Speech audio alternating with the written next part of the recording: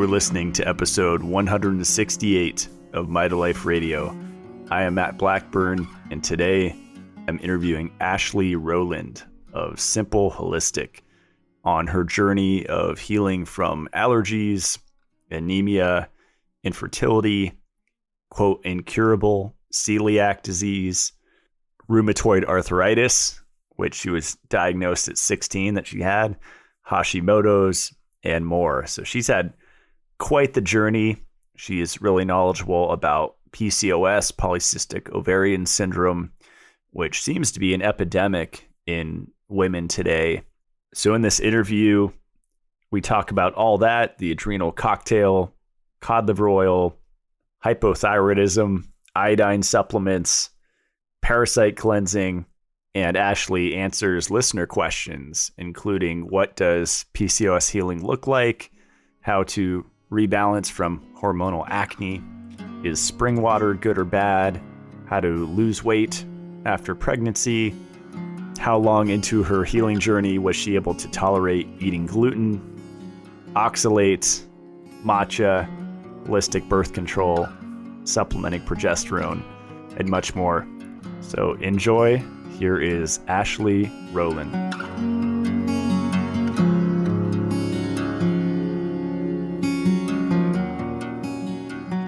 All right, we're here with Ashlee Rowland. Welcome to the show.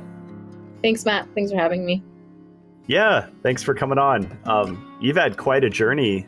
We were talking about a little bit before we started recording of healing a lot of things. So one of them's incurable celiac, right? Which the whole gluten subject has been so amplified. I've watched it, with the carnivore movement and really every diet kind of lifestyle, they've really demonized bread and gluten.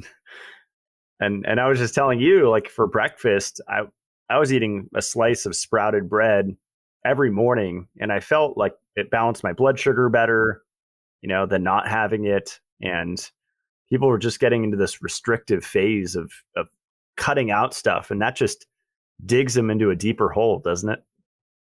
Absolutely. Yeah. And it becomes almost like their identity of gluten-free, dairy-free, sugar-free, oil-free, whatever. And we don't have to live like with all the free things. And I say to my students and to my clients, if you're like having to be free of all the different foods, there's probably something wrong. Like it's not normal to cut out entire food groups and to only be able to eat 10 foods but people almost start to live like with that title, that honor, because that's just what they have to do. They can't function eating these other things because their digestive system is so shot. Yeah. So were you like diagnosed with allergies? Because that's what a lot of people say to me. They say, I'm allergic to this and that and this and that. And what do I do? And I usually point them to copper and the DAO enzyme. But I know there's even more stuff going on, right? Yeah. I was diagnosed with celiac. And people are like, how are you diagnosed? Show your medical records. No. And then, so I was diagnosed celiac. I was diagnosed with an egg allergy, a shrimp allergy, and then like major lactose like allergy. So no dairy, butter, anything. I couldn't even eat like a little tiny bit of butter. So yeah, now my breakfast could be all of those things. It's a piece of sourdough bread with butter and eggs. And it was horrible. So we can heal. But people are just like, no, you're slowly killing yourself. You're going to get stomach cancer in the future because, you're just asymptomatic. And it's just like, oh my gosh, what a sad mindset to be a slave to, that you can't heal just because the medical literature is saying it. Yeah. I had a show several months ago where this doctor was talking about low dose immunotherapy. I think was just like a way to get through allergies. And I feel like there are so many treatment options that people can do. Like I think Morley recommends a few for allergies. But those are advanced, right? Like the basic piece would be what, in your opinion, like mineral balance and just getting calories back and macronutrients? Yeah, it's quite interesting. Like I always have an extreme case that comes to me, whether it's a client that is already doing all the things. They're trying to balance their minerals, they're eating frequently, they're keeping their blood sugar balanced.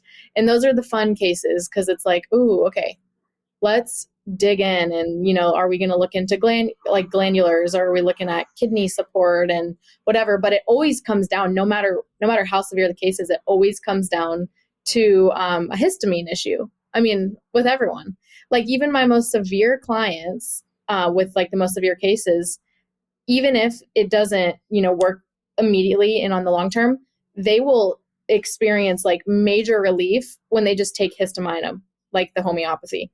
So it's telling me, oh, your body is like majorly needing copper. And so we work on that DAO enzyme. We work on getting the copper up, the retinol, and that's why we use the blood test, and the HTMA is just kind of checking that out. And it's just crazy. Like these people will be like, I used to take, Zyrtec. Like I used to employ Zyrtec basically. And then, we just put them on the histamine, and their bodies, supporting them simultaneously with copper and retinol and stuff. And they just heal. It's the coolest thing ever.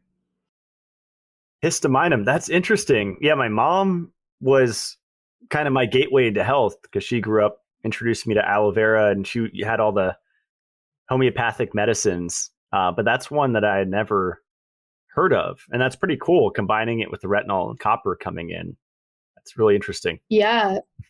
Yeah, like I have a client that has dermatomyositis. So just skin, like muscle skin, issues, rash, stuff like that. And it's like a rare autoimmune disease, and she's tried everything. Like they put her on all sorts of things. And then we got the histamine in her body. And she's like, the days I don't take it, the rash comes. The days I do, the rash doesn't come. It's just crazy. Like it's homeopathy. And so but when I do it, like kind of to confirm, like, oh yeah, you have low copper. I mean, like everyone has low copper, but if you give someone that histamine and they respond well to it, their body's low in copper. You just know that. Yeah.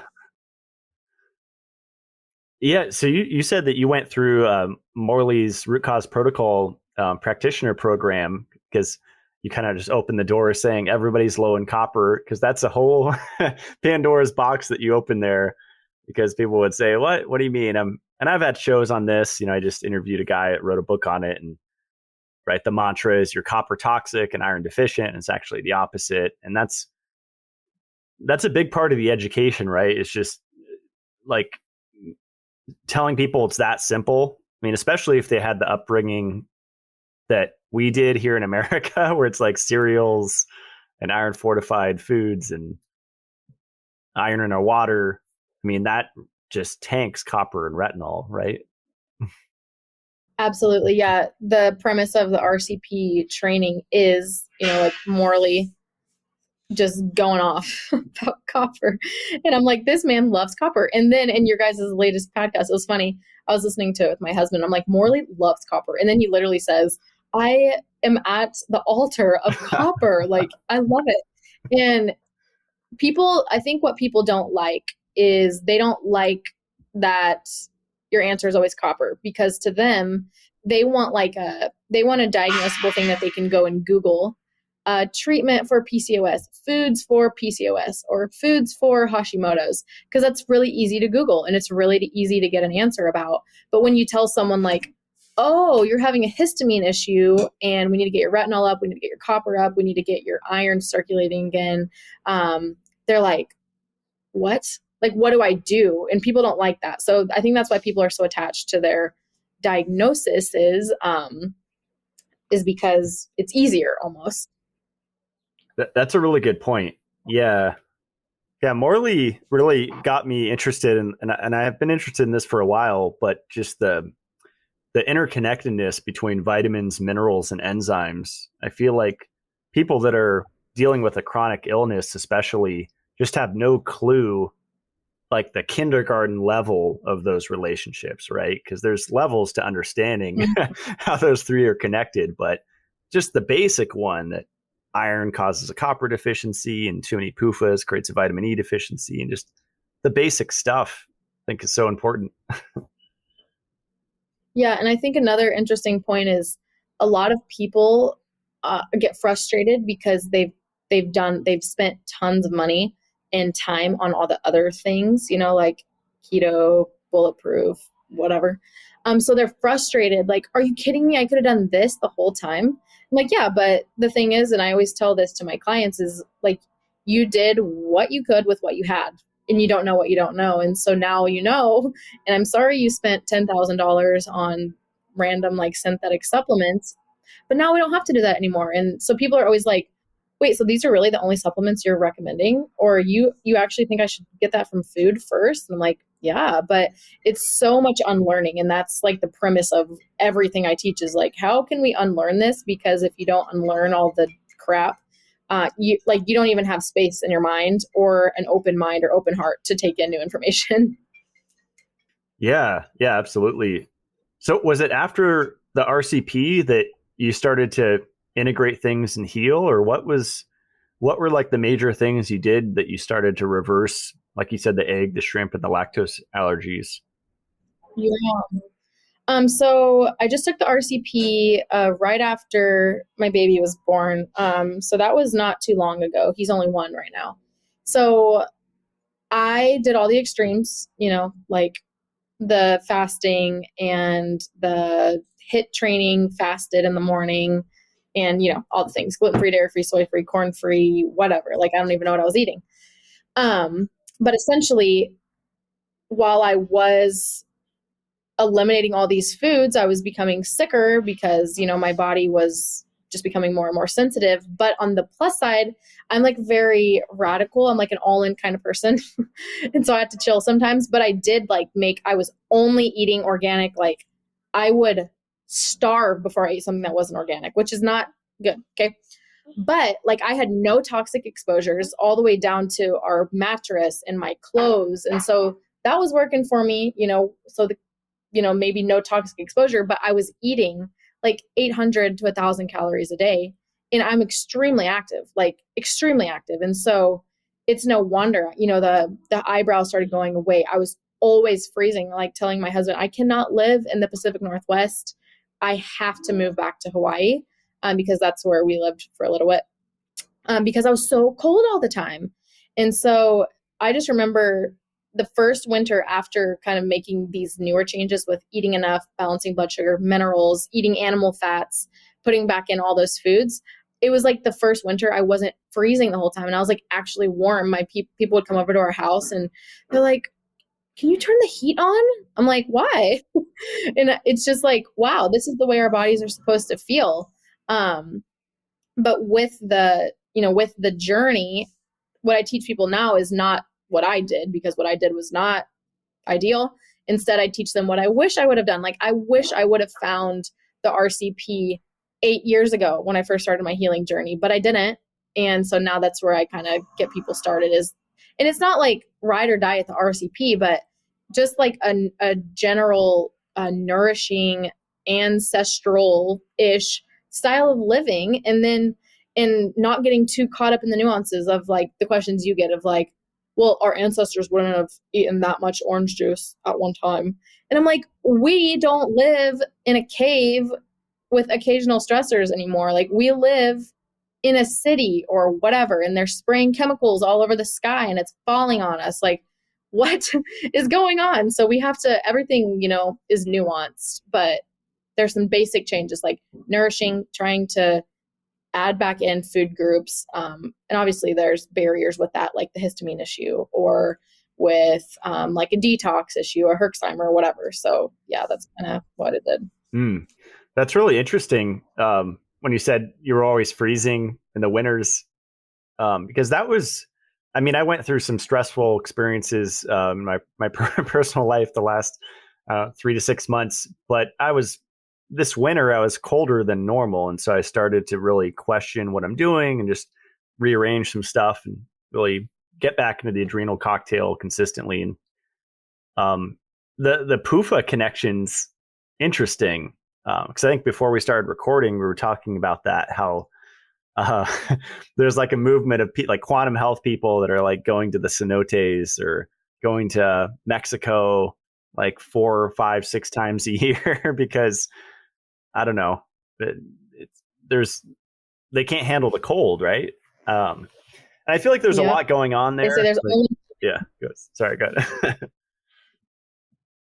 I was saying they think that you could only heal in the warmth, which the sun is so healing. But like if you're incapable of healing somewhere else, then you should maybe look at what else is going on. Absolutely. Yeah. Yeah. I had my friend Matt Maruka on the show. He created the blue blocking company, and he has some interesting light info. And I asked him if you can create light from within or how effective that is, but anyway, that's a whole nother show. Like the infrared light that we emit and the UV light that we emit, that's always been fascinating to Yeah. me, like what that can do. Yeah, that is. I love his glasses. That's what I'm wearing right now. Awesome. Um, so let's see where we can go from here. So, um, Yeah, I know it's kind of a hard segue, but so I wanted to brush on was for people that are overwhelmed and they're hearing this information, like they've heard 1,000 people talk about PUFAs, they've heard 1,000 people talk about minerals, and a question I get all the time is, okay, but like practically what does this mean? Unfortunately, we have generations of people who don't know how to think, and I'm not trying to be rude by saying that, but people will genuinely pop into my DMs on Instagram and say, I know I should research, but I don't know how. Like, help me. And I'm like, okay, honesty is great. So it's just like I said, unlearning. So physically going, and if you're following people that are creating noise in every post they do, you're kind of like, what? That's confusing. Because there's a difference in like being challenged and then being confused and misled. And so that's something I always have people do is like literally unfollow the noise and what's causing you like chaos in your life. And so, like there's a community of us that are sharing similar things, and you'll hear us all talk about basically the same things, but how can we implement that? And so I think it would be helpful if we kind of talked about like what are some basic things in tangible way that people could implement. I love that. Yeah. What about the the adrenal cocktail? Because that's been something that I've been obsessed with the last month or so. And I actually just had someone send me a message. I don't know if you've heard this. They said store bought organic bottled orange juice gave me like an upset stomach and nausea or whatever. But fresh squeezed orange juice, I get no negative effects and only a benefit. So there does seem to be nuances to like the ingredients that people use in that. Yeah. Yeah. And so I think that's kind of what I want to do is kind of break down like all the common things we're talking about and maybe give people like some practical advice on them. So with the orange juice thing, something that's really common so I have a private group for my core students, and they all like share this information. And a lot of them were like, I'm getting sores on my mouth when I have the adrenal cocktail. Like what's going on? And so I'm doing more research and I'm figuring out, and then I'm thinking about like, if you're having like unripe fruit, so all of our stuff's being imported, it's not seasonal, obviously we don't have oranges growing in Idaho in the winter, so these fruit are being picked and then before they're ripe, and then they're being ripened with ethylene gas or like ethylene oxide or whatever, and so that was giving the people like the mouth stuff, like the rashes and sores and even like ulcers on the mouth. And so when they switched to getting ripe oranges from the store, squeezing them themselves, they weren't having that reaction like what you were talking about. So it's just like I never know how to fully explain to people, like it's not just about the adrenal cocktail, it's like it's deeper than that. It's like the quality of all of it, because then someone will go to the store and buy Tropicana, and like if that's what you have, like okay, whatever, but like that's not the point. We're not saying to just like go drink that. So it's kind of hard. It's like you don't have to do it fresh squeezed, but it is, it seems to be better. Like here we're in Arizona and it's orange, it's like citrus season, so we're making our adrenal cocktails with fresh lemons and fresh grapefruit and fresh oranges. And it is so good. Like I squeezed my fresh orange juice from the trees here. And then I went to the store even and bought like the organic glyphosate free Uncle Matt's.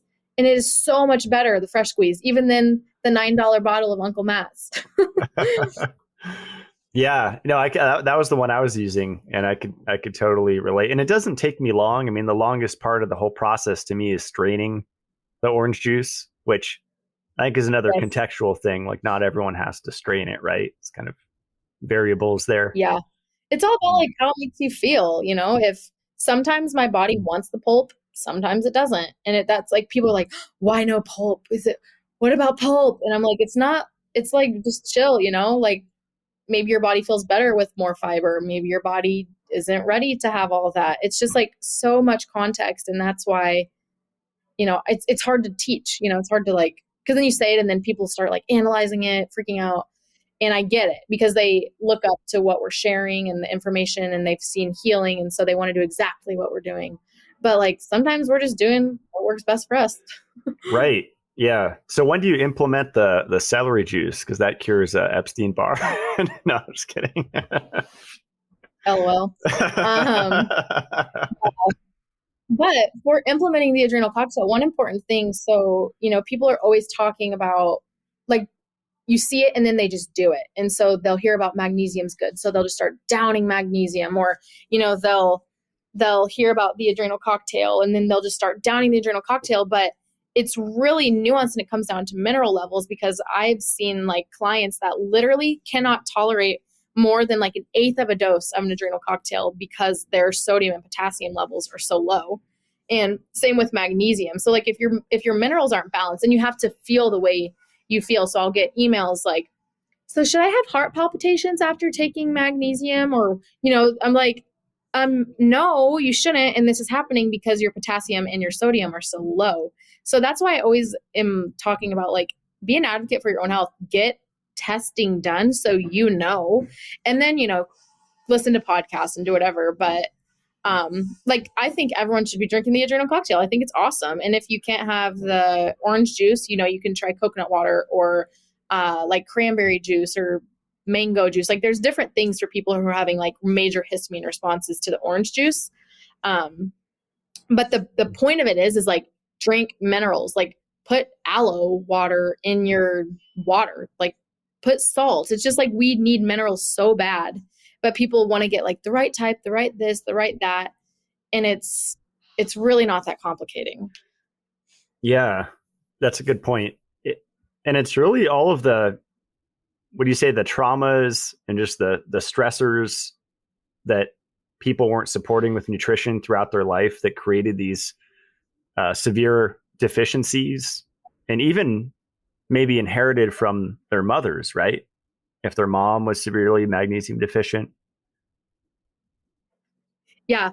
I mean, you get what your mom had. So your mom's deficient. That's, what you're going to be. And unfortunately, that means, you have to work a little bit harder on, getting your mineral levels back up. But it's possible. Like I ate Totino's pizza and Doritos every day of my life for like 17 years. So look at me now. It's a good testament. Yeah. I was a Pop-Tarts and Honey Nut Cheerios and Cheez-Its, eating all this stuff. Lucky Charms. Yep. Yeah. Come on. No, those are great points. And I think if someone like can't afford testing, which I think is a common excuse, it's like, then just go slow, right? Yes. Like if you're getting heart palpitations from a supplement or the adrenal cocktail, like cut back, right? And like take less. It's kind of like an obvious solution or next step. Yeah, exactly. Or like, cause I recommend Mitolife's vitamin E, and people are like, yeah, I took like 4 pills right away. And I'm like, well, that makes sense why you barfed and like can't move right now. So it's just like we have to ease in, and over and over and over again. Most of the people that are attracted to this kind of information, or people like us, are more type A. So they have a really hard time going slow. And so I tell people, like, if I say start with 1 granule of bee pollen, I literally mean start with 1 granule of bee pollen, because these foods, if you're coming from a completely depleted state, your pathways are closed. Like all your pathways are closed. Like there's 71 different pathways for the thyroid to function. And if it's all been clogged up with fluoride or like fluoride based medications or whatever, like your thyroid's not going to work. So you come in trying to do all these thyroid supports, it's not going to work. So you just have to chill. Like you just have to chill out and do it. And so for your E, for example, I always have people just poke a hole in it, take a drop on their mouth. Even if they could tolerate more, they start there and they avoid that reaction or whatever. And maybe you can talk about that, because that's like, I get asked that every single day about your vitamin E. That's awesome. Yeah. When I found Ray Pete years ago, it was like 2 to 3 years ago now, I got on vitamin E, and it was a sunflower oil based one, just like one you would buy commonly at your health food store or whatever. And it was the tinier capsules, and I would feel fine on those. But then when I started taking the MCT based ones, I noticed it felt heavier, like more dense, and it is because it's MCT oil, and it has a completely different metabolic pathway than the liver, and it's a very strong antimicrobial, and gut infections, it'll just go through and start to kill those critters, anaerobic bacteria. So I always, that's really interesting with the needle, but I just tell people to take it with the big meal that contains fat. Because usually if I can take it on an empty stomach and be fine now, because I've been taking MCT oil for years, but if someone's new to it, they're going to be on the toilet and have a bad time. Yeah. And MCT oil is like a really fast acting. So it, like you said, like it'll make you like poop your pants if you've never like had it before, because it's different than coconut oil. People think it's just coconut oil, but it's different. It's so So while we're on the topic of supplements, I going to open up a rabbit hole here. Cod liver oil, since you've worked with Morley, this is such a heated topic. I think the last 2-3 weeks since I brought it up, and it's hilarious. People get so emotional about it. And to me, it just makes sense with iron overload and how everyone's so messed up that, and I just look back at the first 30 years of my life, I got pretty much no retinol. I was like plant-based for 10 years. I grew up pretty much vegetarian, not eating much butter or egg yolks at all. And so I barely got any retinol for 3 decades. And my body's just like more and more. And the beef liver is good, but I found like personally combining it with the CLO is it's taking me to the next level in my health, like for sure. Yeah. And man, people get really heated. So it's funny because you and I had similar stance on it. I don't look like it. I'm very white, blonde hair, German genes took over my whole body, but I'm Alaska native. Like my grandparents lived in villages in Alaska. That's where I was born and raised. Like they ate cod liver oil, and that's just what they did in the villages. And so I was telling my husband how specifically genetically for me, that makes sense even more. But for a long time, I was just like, people mix it up with fish oil, and this isn't like fish oil, like omega-3 fish oil we're talking about. But I was like, it doesn't still make sense to me, this cold water fish, why would I take this? But when you step back from that black and white thinking, which is how you and I both are, you look at the nutrient profile of it, and it's like pristine, perfect ratio of vitamin D to vitamin A. It has like, it's just perfect. And then I'm in the class with Morley, and he's always talking about it. And I'm like, just leave me alone. Like he's not talking to me specifically, but everyone in the group's like, yeah. And I'm like, but I don't know. And so for 4 years, my husband and I, we couldn't get pregnant. And that's when I was like doing everything right. And, that included like fasting and almond milk and all the whatever. I never drank oat milk, luckily. But it wasn't 2 months after I started the root cause protocol, including the cod liver oil, that I got pregnant. And I mean, that's not a coincidence at all. I'm not saying that I went from very unwell to healed in 2 months, because I did all that other work over 8 years of, getting rid of toxins and other things. But within 2 months, I had already been, basically balancing my blood sugar, eating more. I stopped the hard training and everything like that, but there was still a missing piece. My skin was still breaking out. 2 months into the RCP in the cod liver oil, I was pregnant, and I like could not believe it. I had come into a place in my mind where I was like, maybe, maybe I'm not going to actually have kids. And now, like, I had the best pregnancy ever. I had a wonderful birth. My baby boy is so healthy. My hair is like all everywhere right now. You can see because all these baby hairs are growing in, and the skin is clear. And people will say, even from like the first time I recorded my course to I re-recorded it after my son was born, and I had this like puffy skin and stuff. And it's like, as I was pregnant, I healed, like I became healthier. And now I always like flex in front of my husband, like as a joke, because I can see the muscle definition in my arms that I haven't been able to see since I was like a really teenage kind of kid. And so cod liver oil, back to what you said, is like, I think it's completely underplayed and really important because, like you said, we're not able to get enough. Most people aren't able to get enough from the other foods, especially if they're having allergies to them or they're not eating enough of them. They're stuck in kind of like the diet mindset, like they shouldn't be eating eggs because of cholesterol or whatever. Yeah. Yeah. Wow. That's a fascinating story. That's super cool. Have you looked at, I'm guessing you have, since Morley, that you trained under, the Weston A Price Foundation.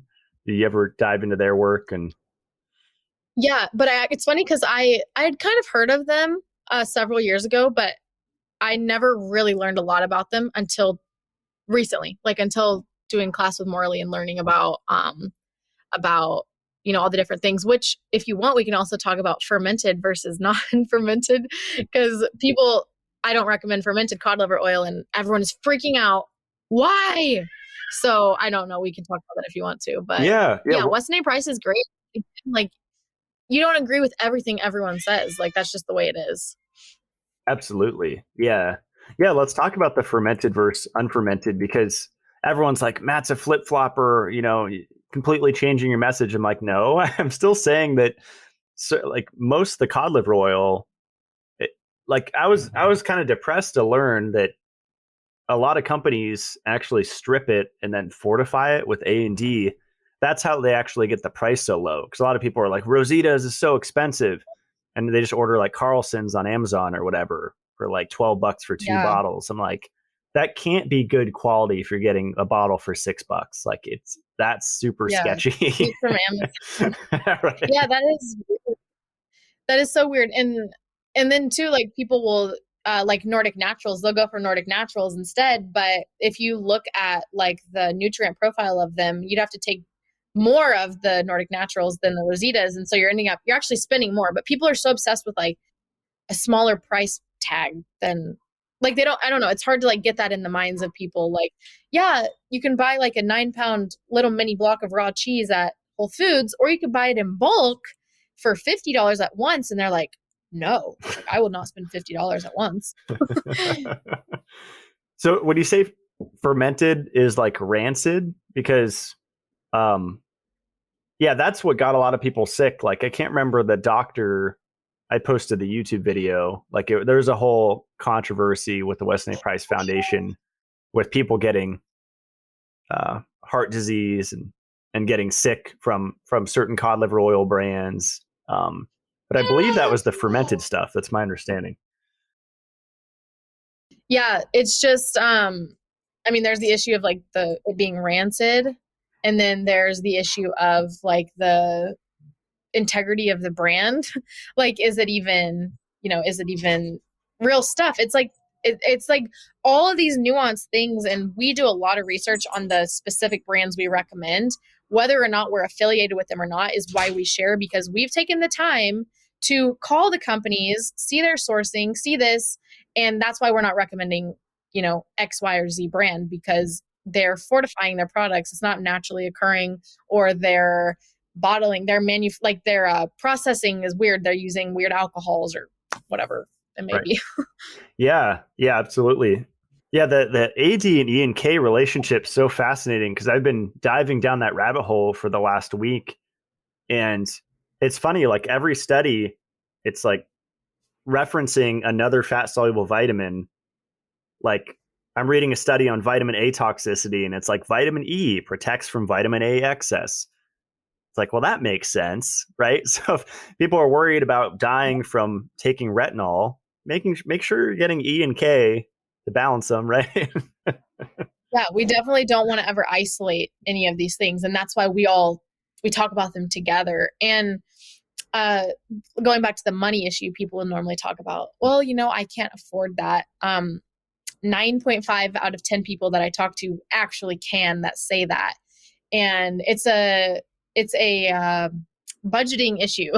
And so I'm like so passionate about budgeting because me and my husband were Christian missionaries, like working overseas on the field, weren't making a lot of money. And I was able to still make this lifestyle work because we literally, like, we didn't go to movies. I had a strict gas budget. It's all about priorities. And I get it. There are literally people who are paycheck to paycheck. And that's when, we help them prioritize certain things more than others. But like a bottle of, someone was saying like, what's the difference in this and Matt's vitamin E? They're the exact same thing, just his is way more expensive. Like they're not the exact same thing. This one is from soy, his is not. And I just said, how often do you eat out? And she's like, well, we eat out like 3 times a week. And I'm like, okay, well, you could cut out 1/2 of those times and afford a bottle of vitamin E. Because when you go out to eat, it's a lot of money, or going out to movies or buying new clothes all the time. So it's just about prioritizing what is most important to you. And for those who are already doing that, like amazing. And I get it. I get that money is strapped sometime, but most of the time you can make it work. Even if that means like cutting back on like making your own bone broth instead of buying it, or, going in on a half share of a cow or something. So you're not paying $14 a pound or whatever at the store. So that's kind of like a tangent, but important, I think. No, those are awesome points. Yeah. And become a Mitolife affiliate because you can get, essentially free product if you share with your friends, Exactly. Yeah. And I love that because, so that's something that I started doing when we were actually on the mission field. I became an affiliate, and all that money I would not treat as income. I would literally just put it aside separately. And that's what I would get like to use for the products, for red light panel, for blue light blockers, or whatever. And you love these products and you're passionate about them. So just share your link, share your code or whatever. And like you said, now you make money. I mean, someone buys a bottle, you get money from it. It's like a salesperson. Well, this is a good segue because you guys are living out of a van, right? And you were saying how to sustain wellness on the go. I have experience with this because I used to be a driver, both for cannabis and just like an Uber and Lyft driver. Did that for like several years. And so I learned really well how to master the cooler, and how to load the cooler and liquids. And I remember just chewing on blocks of raw goat cheese on the go, and that felt super good. Yeah.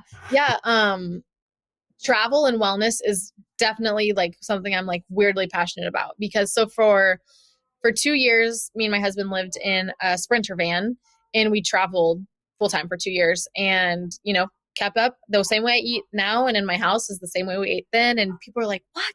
How is that possible? And yeah, you go to the store more often because your fridge is like microscopic, and I can't have a whole cow in my van. But there's different things we did. So like our entire build was non-toxic. The paints we used, the whole van was shielded. We had organic mattress. Like I told you, I'm like very radical person. So even in our little van, it was built so somebody with multiple chemical sensitivity could go in it and live in it and be fine. And so that goes all the way down to the food we were eating, the stores we were shopping at. So one of the coolest parts was we would just be driving, and then you see like a sign for eggs on the side of the road. So you just like turn off and go get your eggs and get whatever, foods you can find at that time in farmers markets. And it made it kind of more like living in Europe. You buy fresh daily because you can't store anything more in your refrigerator. If we were able to find eggs that hadn't been like bleached and whatever, then we could keep them out on the counter. So that freed up space in the refrigerator. But yeah, so we lived in our van for 2 years, and then I got pregnant. And so we were living in the van until I was 7 months pregnant. And then I wanted to have a home birth, and nobody except for me thought it was a good idea to have the baby in the van. So my husband's like, we're getting a house. So we moved back up to the Pacific Northwest, and then lived in a house for a year, and we're just about done building out our second van. We're down in Phoenix, not in a healthy environment, but that's fine because we're resilient and we can support ourselves with minerals and cod liver oil and vitamin E and not stress about it. Because if we're stressing about it, then that's just depleting minerals even more. So we're working on our other van, and that one will be done here soon. And then we'll head back up to the Pacific Northwest. And we'll continue living that healthy lifestyle and, supporting local farms. And you can because it's a lifestyle, not a diet, you can, keep it up anywhere you go. It's not really like, well, how do you transition into that? It's just kind of the way it is. And you just make it work if it's important to you. Mm. Did you guys ever ground the van? Because that's when I was renting out an RV in my friend's backyard. I grounded it to a rod in the earth. Yep, we sure did. So we had like a grounding sheet plugged into like a grounded, outlet or whatever. And then we had the rod underneath the van. So we had the grounding sheet. And then, the amount of time that you spend outside when you live in an 80 square foot vehicle is a lot. So yeah, just being out in nature and so many cool things and so many different surfaces that you can put your feet on, and rivers and lakes and streams. And we didn't have a shower in our van. And so we showered in lakes and beach showers. And it was a lot of fun. And yeah. But yeah, grounding it was important because I didn't want to go through all that work and then be sleeping, on my rubber tires. I wanted to be grounded while I was sleeping. Yeah. I noticed a huge difference when I started doing that. Did you ever get into cold baths, like ice baths? Yep. Yeah, I did that. This is actually interesting. So I don't fully know what happened here, but it's one of those things that's like probably how people will feel really good when they intermittent fast, but then, what comes up comes down, or what goes up comes down. So I had that extreme cold intolerance. We were either talking about this before or on here, I can't remember. And so I was doing some emotional work because that's really important and crucial part of healing. So I had some, trapped emotions, hidden traumas. I was doing Psych K was the specific one, kind of like EFT. So every time that I would get cold, whether it was in the winter or whether it was just like usually had to do with water, and my lips would turn completely purple. And then my fingernails would turn all purple. And so we were doing this emotional work, and basically there was a lot of trauma for me around water. And so we would do the Psych K work, and then I would cold plunge. And I remember after doing that cold plunge is really when my cold intolerance went away. And I don't know, like around the same time I was making dietary changes and stuff. So I think it had a lot to do with some kind of weird cellular memory. And then just like almost allowing myself to rest in the cold. I don't think it had as much to do with the cold plunge as it did just allowing myself to take the deep breaths you have to take to not go hypothermic in the frozen water. But yeah, I did that for a while. And then I would do, like, when I wasn't with a freezer, like a deep freeze that I was getting in, I would do the cold showers and whatever. I don't do that anymore, but I did do that. And in Alaska growing up, we would do polar plunges where they would drill holes in the ice in the lakes and you jump in. So. Oh, that's cool. Yeah. There's a hilarious Joe Rogan ice bath meme that's circulating. It's like, yeah, when someone's it's an annoyed meme, and then he's like doing the crazy breaths from the cold bath. But yeah, I'm still connecting the dots with tolerance to cold. Like, I know there's a relationship with PUFAs and the metabolic rate, and there's willpower, but I feel like the Wim Hof people are missing some important stuff. Like, just they're only looking at willpower or something. Yeah. And there's like major, dietary components that have to do with it. And like, if you're struggling with thyroid health, and a clear indicator, like, so for people, practical takeaway, just go and look in the mirror. And if, that outer third of the eyebrow is gone, or if you always have cold feet and toes, like, there's probably some thyroid stuff going on, and maybe you should stop drinking fluoride if you still are using fluoride toothpaste.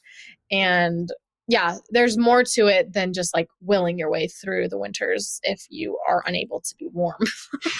Yeah. Do you think most people have like subclinical hypothyroidism? Like a lot of people promote Yeah. Broda Barnes' work and some of his books. It's some good stuff. Yeah. I appreciate Rhoda Barnes, and I definitely think a lot more people have the subclinical hypothyroid for sure. I mean, just with taking the temps and the symptoms people have, I mean, it's like if we didn't live in this age where testing was available and all of these things, it's like old doctors back in the day would be like, oh, like if there was a wise doctor, they would think definitely there's some thyroid stuff going on. And it's such an easily disrupted gland. And so it's, why it makes sense with all the crap, like the iron in the food, the fluoride in the water, the fluoride in the toothpaste, all the different halogens and things. And when you dig into like the science of all the molecular weights and the chlorine and all of that, it makes sense. Like it makes complete sense why this gland is so attacked. Yeah. I even think back to like I was a gamer. Like I got really big into role-playing games before I discovered real life. And I just remember like snacking, at the desk, and, it was just straight carbs with no animal protein. And we know that, a balanced meal has both. And I just look back at my childhood. I'm like, I was eating so many imbalanced meals, spaced too far apart or whatever with it. And I look at all the people I grew up with and they were doing the same thing. So yeah, it makes sense that hypothyroidism is a very common thing, way more than people think.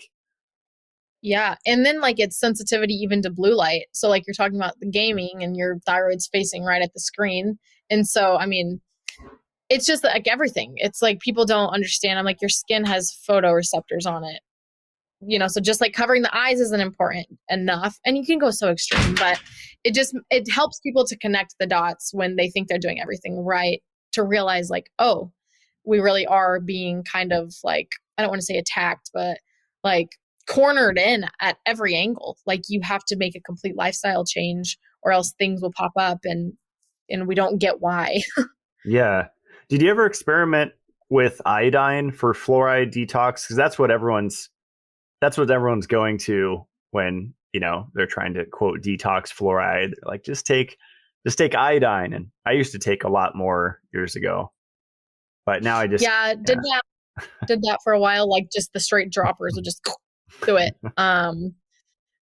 Yeah, I did that. And I mean, I don't think it probably helped maybe. I don't know. It was always hard for me to pinpoint what helped because I was doing like 1,000 things at once. But, definitely upping the iodine in the food, I think was helpful for me. But that, again, those foods are really high in minerals. So what was it?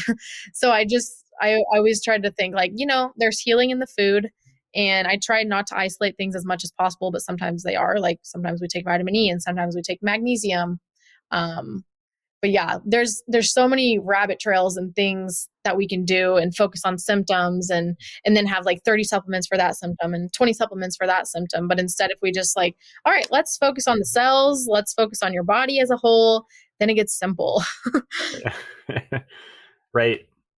Yeah, we were talking about the interesting man, Dr. Jack Kruse, before we started recording. And one of the most interesting things I've heard from him when I used to listen to him a lot, he said, kind of switching topics, if you can't tell day from night, then you can't control carbon flow from foods. So basically like, getting outside in the morning, in the day, and getting that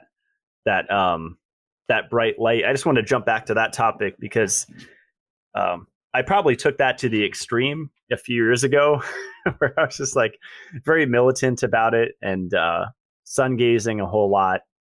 I think that can have benefits, but I think people could take that too far and kind of make it a stressor in a way. Yeah. And I too was militant about like, do not eat after dark. Like, even if you're starving. And so I wouldn't, like, we'd have in the Pacific Northwest, I'm like, all right, well, we're eating dinner at 3:30 and then we're fasting from 3:30 until 8 the next morning or whatever. And no matter how hungry I was, I would just be like, just go to sleep. It's fine. And then like some nights I'm like, I cannot do this. And I would run to the fridge and grab a perfect bar, eat the whole thing. Like, what is going on? But yeah, it's always this balance. And that's always my conflict with being a very black and white thinker, is having to get gray sometimes, because yeah, maybe it was supportive, back in the day to eat with the light and to not eat with the dark. But we have so many stressors these days that we do things differently. And then the same, like and I still love the idea of seasonal eating. I think my biggest downfall is that I have this obsession with like living in the Garden of Eden, basically, like living this untainted, perfect lifestyle. And so I want to do all these things and I want to eat seasonally all the time. But then I'm like, you know what? Orange juice is really full of minerals year round, no matter where you are. And so I've had to kind of, it's a great place to start and try. And then people are like, wait, oranges aren't seasonal where you are, or dates or whatever. And I'm like, yeah. And, I have to kind of get over that, swallow my pride in that. And we just have to eat to basically nurture and take care of ourselves, because, it's just a sick population now, unfortunately. So yeah, I have those tendencies. Well, that's a balanced perspective, because the whole ancestral lifestyle is like really trending right now. I think it's been really heavily marketed. And, the more ancestral you can be, the healthier you are, is the message. And that's not necessarily true, right? Yeah. Yeah. And it's tempting. Like, people will be like, well, you talk about ancestral, but then you're also telling me to eat carbs. And I'm like, yeah, it's because I'm not on anybody's train. I'm just trying to, nourish my body and help you to nourish yours in the best way. And so I think if you can kind of get rid of like any kind of title, that's why like I hate like pro-metabolic. I say it because people get it, what it means, but it's just about nourishing the body. But then people are like, well, what's the yes and no list? I'm like, there is none. So that's confusing for people. They really want a yes and no. Yeah, people want just it really spelled out completely, and life is not, like you said, there's a gray area and there's a lot of self-experimentation.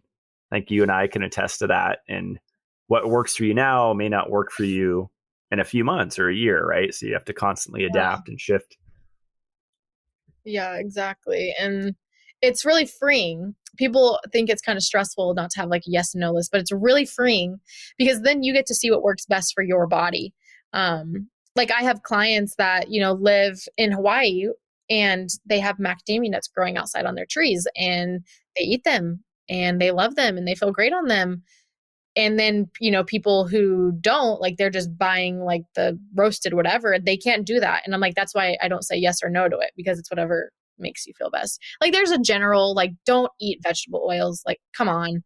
And try to get stuff that's not doused in like fertilizers or like NPK stuff. Like, there's some basic things, but overall it's just about nourishing. And so if you kind of zoom out and just focus on nourishing, it really becomes more simple. But I guess we could say that because of our knowledge maybe, but for some people it may not be that way. I always have to ask my husband, like, is this simple enough? Like, does it make sense? And he's like, yeah, but we're in it. So maybe it isn't that simple to other people. I don't know.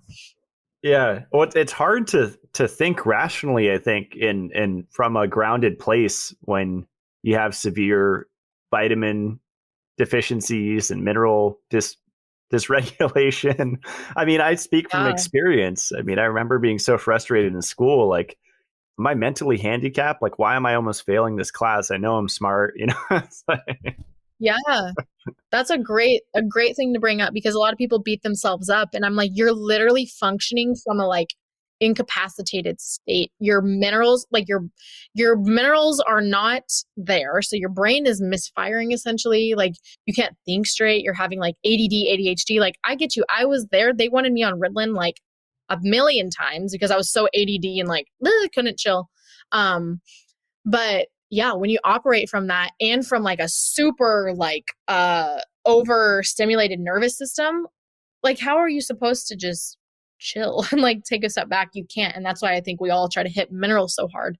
So then you can be like in a regulated state and think like a functioning human being. Yeah, I love that. Let's see. Well, Ashlee, do you want to jump into the Q&A questions? Because we have some really good ones here. Yeah, let's do it.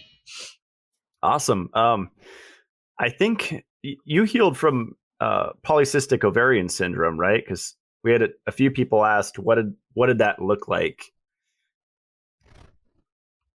Yeah. So I'm assuming I went undiagnosed for quite a while. But then when we were living in the van, we were driving through a little town and I started getting what I thought were period cramps, which are not normal, by the way, for anyone listening. And so I was like, okay, period cramps, whatever. So I went and laid on the bed in the back of the van and the pain just like intensified. I have a really high pain tolerance. So I was like, you know what, it's whatever, it's fine. But then it started getting like to the point of where it was not good. Like where your sympathetic nervous system starts to take over. I started losing like control of like basic muscular function. Like I thought I was going to pee my pants because I couldn't like even control my bladder because the pain was so intense that I was about to pass out, which I didn't know. And so we get to a gas station, I'm like sweating, dying, and I'm in a gas station bathroom just praying like, God, please don't let me die here or pass out on the floor in this gas station bathroom. And I like, if for my husband, I was telling him this and he was laughing because I like hate gas station bathrooms because they're disgusting. And I was like leaning up against the metal because it was cold, like trying to like regulate my body temperature because it was so hot. And so luckily didn't pass out there. My husband came out to the van and saw that I was just like completely looked like a corpse. Like I had no color anywhere in my body and I was sweating. And so he rushed me to the emergency room and I'm like, no, don't rush me there. They're just going to do nothing. They're just going to give me saline solution and charge us $2,000. Sure enough, that's what they did. And so, that was like the first episode with a cyst rupturing and I didn't realize that. And then, for about a year after that, it continued to happen. And then there was 2 times where I actually passed out from the pain of the cyst rupturing. And it's explained as worse than the pain associated with childbirth, which I agree with. And I can now say, because I had a kid. So, it was extremely painful. And so then I went in for the ultrasound, the transvaginal ultrasound. And at that point, they had all ruptured. So there were no more existing ones. But the interesting thing to me here was that I had just been mega dosing high dose vitamin D and high dose vitamin C in the form of ascorbic acid. So we had gotten the thing like way before it was cool, like several months before it got cool, you know? And I was like pounding back ascorbic acid, like up to bowel tolerance and vitamin D and zinc, you know, like the trio. And so I'm thinking that that's what triggered the rupture of all of these cysts, like all the oxidative stress, you know, to cause all of that to happen. And then simultaneously, I had been right after, I was like, oh my gosh, what have I done? But whatever, you don't know what you don't know. So I implemented the RCP, so all the minerals. So it's like no new cysts had formed because I was now supplementing like with nourishing things. And then all the other ones had blown up basically from all the ascorbic acid in my body. So, yeah, that was, you know, estrogen dominance, not having enough progesterone in the body. I had a Dutch test that showed me that my progesterone levels were postmenopausal levels when I was only 21. Estrogen was way out of the roof. The pathways it was favoring were not good, very inflammatory. Testosterone was really high. And I was stuck in this cycle of like how to raise progesterone naturally for years and years. And I couldn't figure it out. And that didn't happen until I started focusing on minerals and cod liver oil and back to what we were just saying, ancestral eating. So eating liver, supplementing liver, prioritizing copper. But that was the PCOS story. Yeah, it was quite horrible. And I got a lot of trauma around it. And so anytime that I would get like a subtle cramp in that space after, I would start getting hot sweats and like freaking out because our minds are so powerful. And I thought it was all going to happen again. But But yeah, so if someone's ever experienced that, I definitely recommend they do some kind of emotional work to release the trauma around that. And if you're experiencing PCOS, I also encourage you not to Google what to do for PCOS, because everything you look up is going to be what you shouldn't be doing: restricting carbs, restricting calories, working out. I mean, it's just sick. The medications, anytime that you're going to go on a medication to force your body to do something, you just need to ask yourself why it isn't doing it in the first place, what you can do to support it.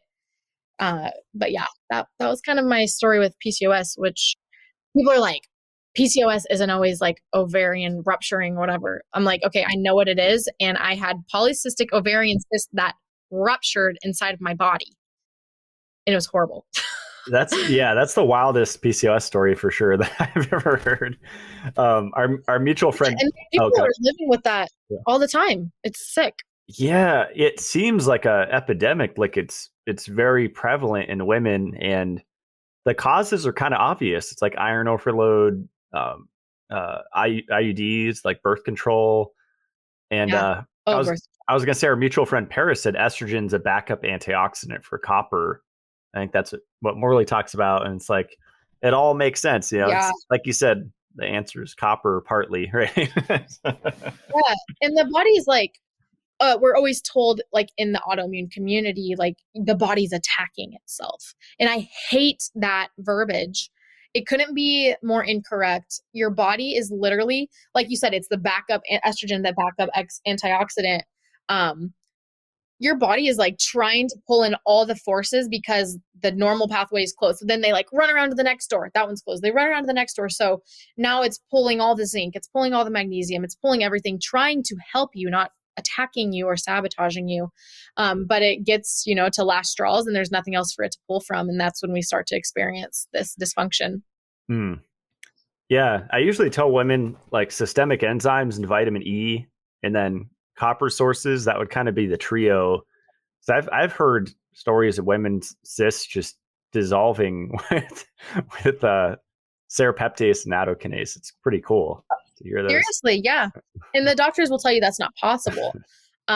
Because I had a bunch of existing cysts, and like some had ruptured and the rest went away. They dissolved once, so it's the same story with like bone spurs. So I was also diagnosed with rheumatoid arthritis when I was 16, and bone spurs on my hip. So I had 3 bone spurs. They explained them to me as shark teeth that were cutting open my bursa sac. So I had bursitis, bone spurs, and then the rheumatoid arthritis. And just from an unintentional diet change of moving to Hawaii and nannying a family, that's where my health journey began. Going there, they ate very, very clean, and they completely decalcified. And I remember, because like I told you, I was Alaska Native, so we get free medical. So the surgery would have been free. They really wanted me to go in for surgery. And I remember coming back to Alaska, going back in, having another appointment, and them yelling at me, like at an 18-year-old kid, "Why did you get surgery somewhere else where you had to pay for it? It would have been free here." And I'm like, I didn't get surgery. And they would not believe that they literally just decalcified. The body is so powerful. And when you remove all of the crap, like, wow, it could heal. Yeah. It's funny, all the memes around decalcification, right? Like I came from the raw vegan community, and it's like every meme, decalcify your pineal gland with cacao, raw chocolate and Kangen water, whatever they say. And it's like, did you know that your whole body's calcified, not just your pineal gland? Yeah, it's like actually everything. Let's see. Hormonal acne. We had a few questions on that. Is that something you ever experienced? Yeah. So I used to have horrible acne. You can see now my skin is pretty clear. There's the occasional whatever. But yeah, I used to have really bad cystic acne. That's what I went on birth control for. So, you go in, oh, okay, yeah, let's put you on birth control. Like, great idea. I'll give you 70 milligrams of iron per pill. Cool. Twice a day. 140 milligrams of iron a day going into a 14-year-old's body. So went on the birth control pill for the acne, cleared up the acne, but as soon as I got off of it, acne came back with vengeance. And so if you're dealing with acne, there's so many different facets, and I'm going to say minerals, copper, all the basic things. There are like nuances, like what are the skincare products you're using? Are you washing your face too much? What kind of water are you washing your face in? Is your shower have a filter? Are you running chlorine all over your face? It's killing all, the biome of your skin. Are you eating foods that are triggering like an allergic or an intolerant reaction right now while you're healing? So there's so many questions when it comes to acne in the skin, but a lot of times what I'll see when people switch to this more nourishing lifestyle is they will experience a major breakout in their skin because they go too fast, and the skin is a detox organ. And so the skin breaks out, and then it starts to clear itself out. So that's probably one of the top, like before, that's probably one of the top before and after photos, like in my group I see is like the cystic acne to cleared up skin. Wow. Yeah, that's what happened to me when I started vitamin E high dosing. And I just used my sauna for like an hour a day for months. And I think if I would have included vitamin A, like from natural sources, like natural retinol, it would have been a smoother ride.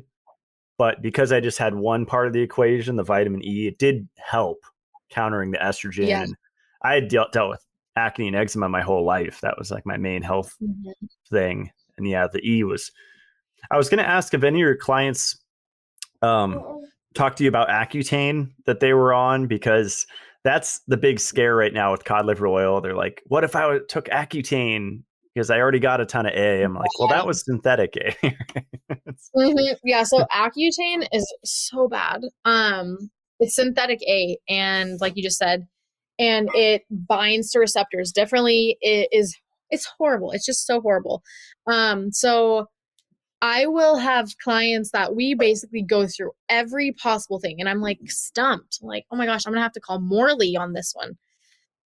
And then I'm like, okay, there's got to be something. I'm like, okay, tell me about this. Tell me about that. Tell me about your skincare. Tell me, oh, well, I was on Accutane. And I'm like, that makes sense. And it just pulls copper right out of the body. Next comes magnesium. Magnesium, like all your minerals start to go. Your liver's taxed, so then all the zinc is being pulled to your liver when it's trying to actually, employ magnesium. So Accutane is a synthetic, and I still think that someone who was taking Accutane could benefit from cod liver oil because it's different, and we just have to work on getting that synthetic A out of the body once you've done that for so long. Yeah, that's great. This is kind of a different question. Spring water, good or bad? I don't know, Matt. Why don't you tell us? I say bad. Yeah, I think it's nuanced. I mean, I say if you're traveling, just like eating food in another land, enjoy the water in that space. But exactly. Yeah, I wouldn't do it consistently. Yeah, and the issue with that is the solids that are, in the water, like all the sedentary sediment, all the sediment, that's in the water, and it's normally a higher ratio of calcium to other minerals that we need, and most people are calcified. So that's kind of the basic with spring water. But like you said, we went to Michigan and we went to like an artesian well and got the water, and it was so good, and we drank it and it was awesome. And like if I'm in Africa, like we used to do a lot of mission trips and stuff, or Peru or wherever, like you can't drink their water. So we're drinking bottled spring water, and that's much better than getting like a parasite or something. But if you're home and like people will just buy bottles and bottles and bottles, or like the glass things of spring water, like I don't recommend that. And I know you don't either. Yeah. I think people freak out with reverse osmosis because they're like, it's going to demineralize you. I'm like, just put a pinch of white salt in, or make Soleil salt, or you can put magnesium bicarbonate in there. Yeah. And I love that you brought that up, because that's like, people are always like, well, the pristine hydro is too expensive, and the AquaTrue is expensive, and a whole house system is expensive. And I'm like, okay, well, I just had a client that she works at a college, like she's a college student, and she's like, I cannot do this. And I'm like, okay, then just go buy a big 5-gallon container, take it down to wherever, get RO water. She's like, what? And I'm like, just make sure you put minerals back in. So if anyone here is doing that, make sure you put minerals back in, because if not, you're drinking the thirsty water, they call it. And it's basically going in devoid of minerals. So it's pulling all the minerals from your body. So it's kind of like reverse hydration. Mm-hmm. Absolutely. Yeah. Yeah. I used the trace mineral research for years before I got a filter, and it was great. So Yeah. Does your whole house filter remineralize? it does. Yeah. Yeah. So there's that media called Cordyceps, and it's like usually it's more calcium than magnesium, or like all calcium. It's crazy. But this is like a blend of magnesium and calcium bicarbonate. So yeah, I'm really excited. I mean, the spring water here, I'm like 34 TDS, super fortunate. Yeah. That's part of what I love about North Idaho. It's just the abundant water, and it's pretty clean. Yeah. That's so nice. Yep. I love that. And another question I get about water a lot is, so people who are on wells and they're like, well, how do I know? They just need to put a TDS meter to their water, correct? And then is there like some kind of specific filter they can get on to? Yeah. Yeah. Like my first, when I moved up here, the first house, I had sediment filters, and I was on a well, and after running it through it was like 20-inch big sediment filters. They were both completely brown. And when I moved to that house, the previous owners, they just had two tiny, they were like, I don't know, 6, 8-inch filters, just super small.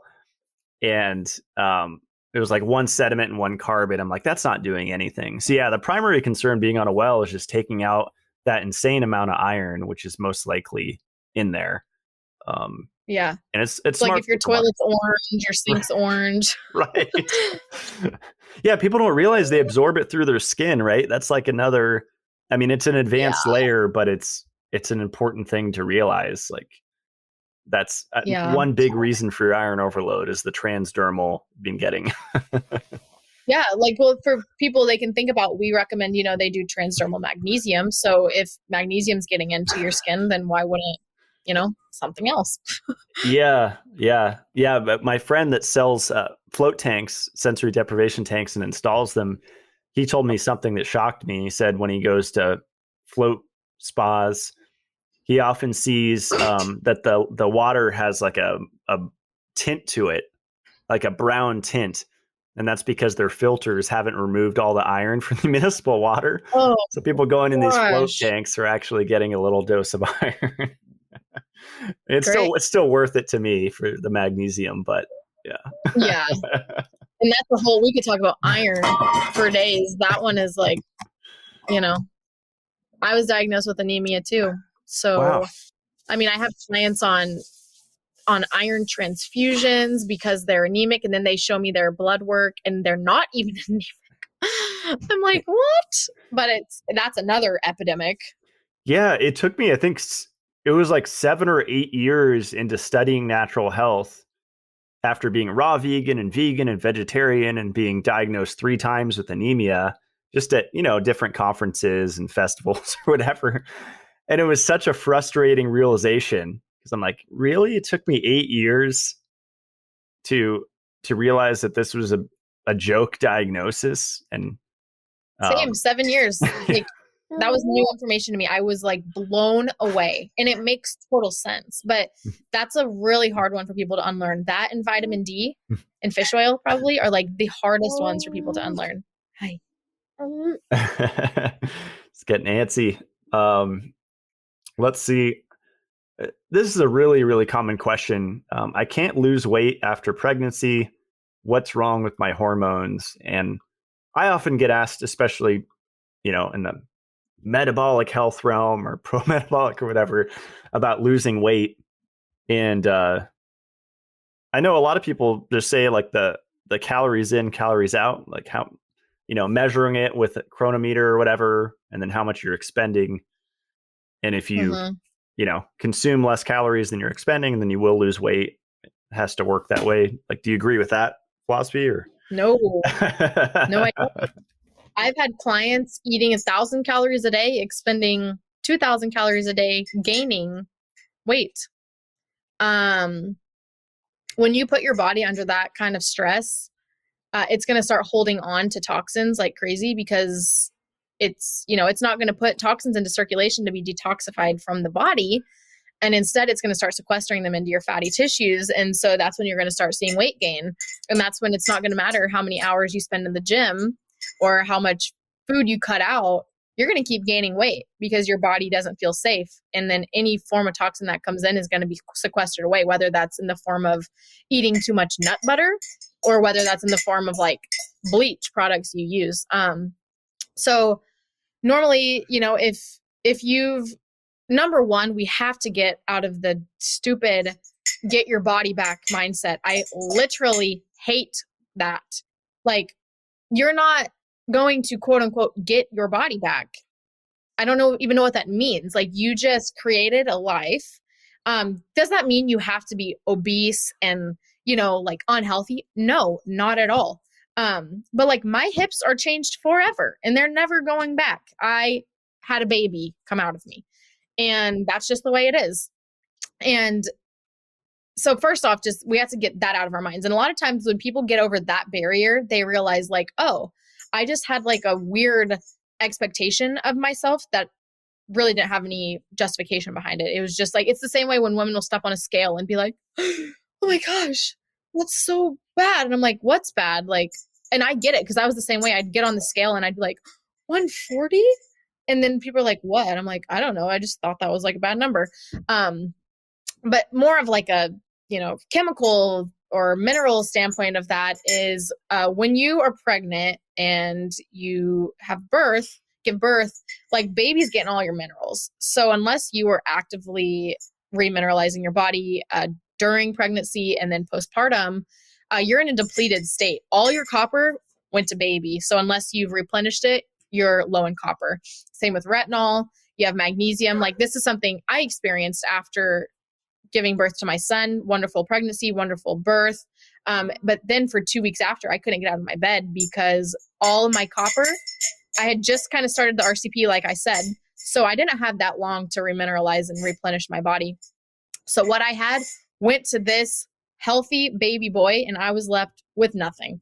And so it took me 2 weeks to get my body back up to enough of a mineral standpoint to be able to stand up without getting lightheaded. And that was like from supplementing different herbs that were high in copper and, making sure to eat really good balanced meals and different things like that. But if you aren't balanced in your minerals and your body's stuck in that sympathetic dominance, weight gain is going to stay around until it feels safe to let it go. Because when we lose weight, we're getting rid of fat and all the toxins were stored in the fat. So like I said, if it's not able to detoxify it properly, it's just going to keep it in the body. And same with iron.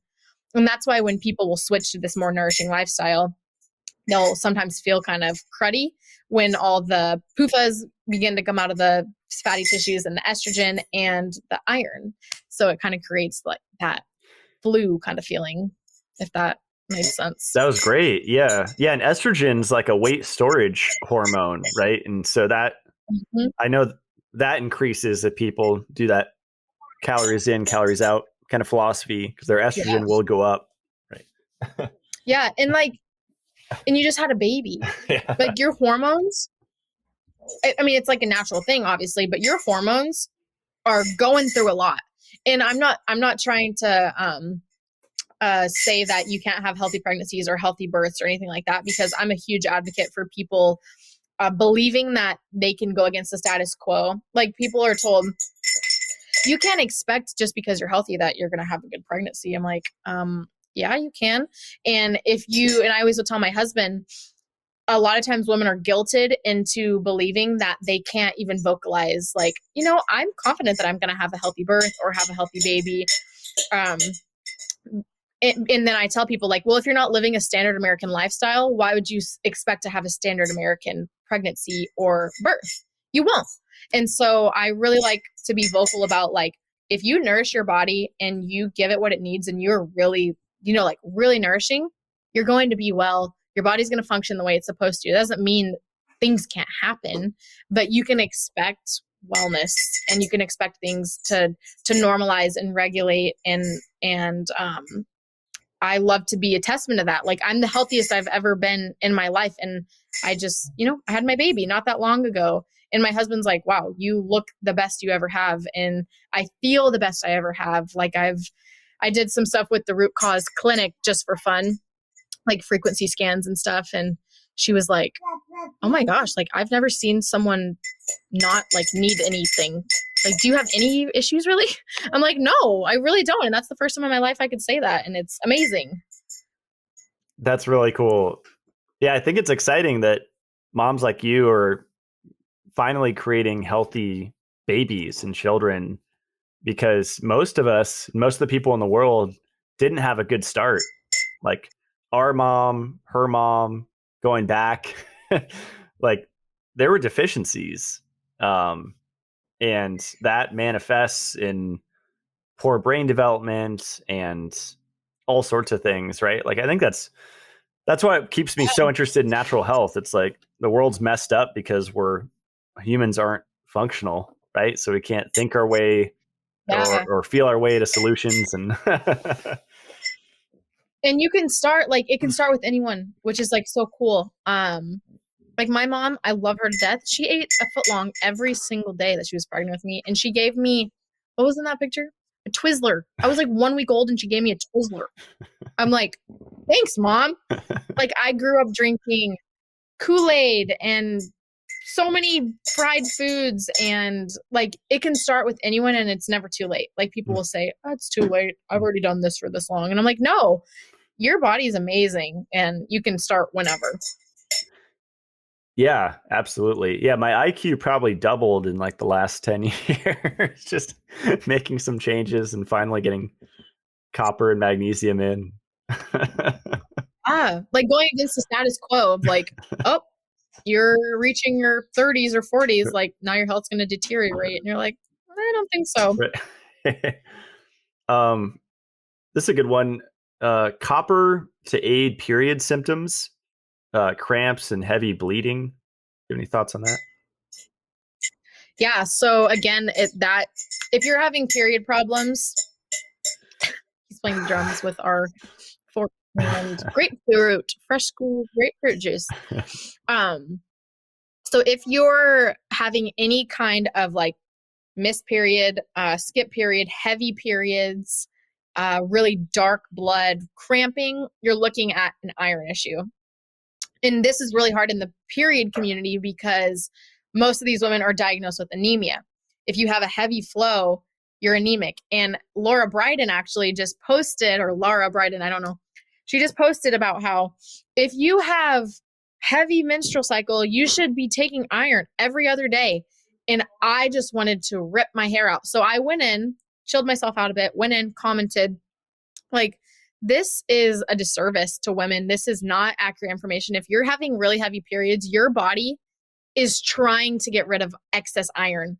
If you're having clots of blood, your body is trying to get rid of iron. And then Paris came in, helped me out. We're like messaging all these people, but they're like, well, then what does it mean when I take iron and my symptoms get better and all these things? And these are all Band-Aids. But so yes, to the question of copper for this, absolutely. If you're having these symptoms, you don't have enough copper. And what that means is you don't have enough bioavailable copper. So you may get blood work and whatever, and it will say your copper's fine, but what's it like in relation to your ceruloplasmin? And what is the ratio? And is it loaded onto the ceruloplasmin? And do you have retinol in the body to do this?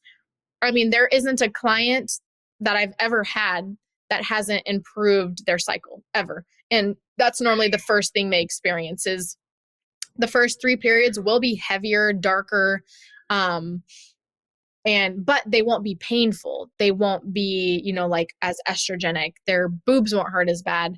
And basically they're passing all of that excess iron out of the body.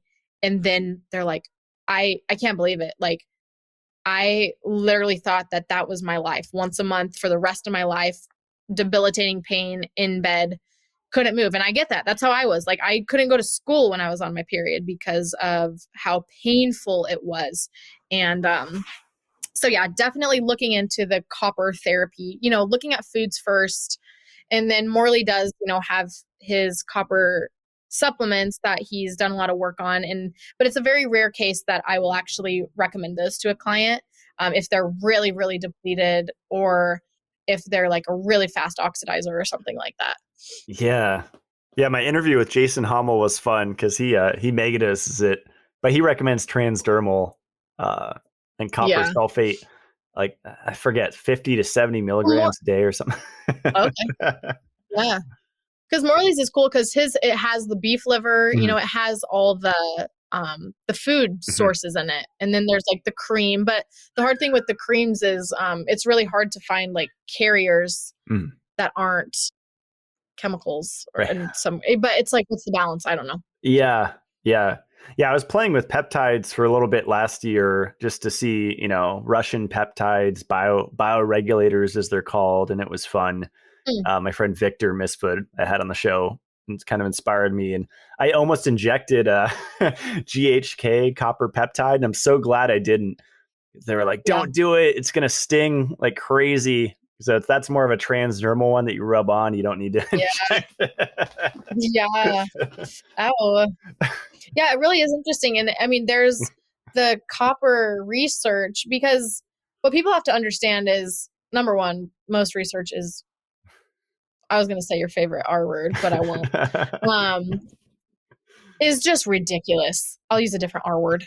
Is ridiculous. And like, this is new. We're in a newly depleted state. Like, if people go and look at like the food regulations and drug regulations and different periods of depletion, like, it's fairly new.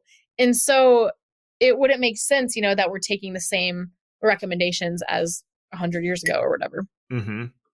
Yeah, absolutely. It blew my mind when I learned the RDA for copper is 0.9 milligrams, and we used to get, I think it was like six milligrams, something like that was the normal intake, like back in the 30s earlier.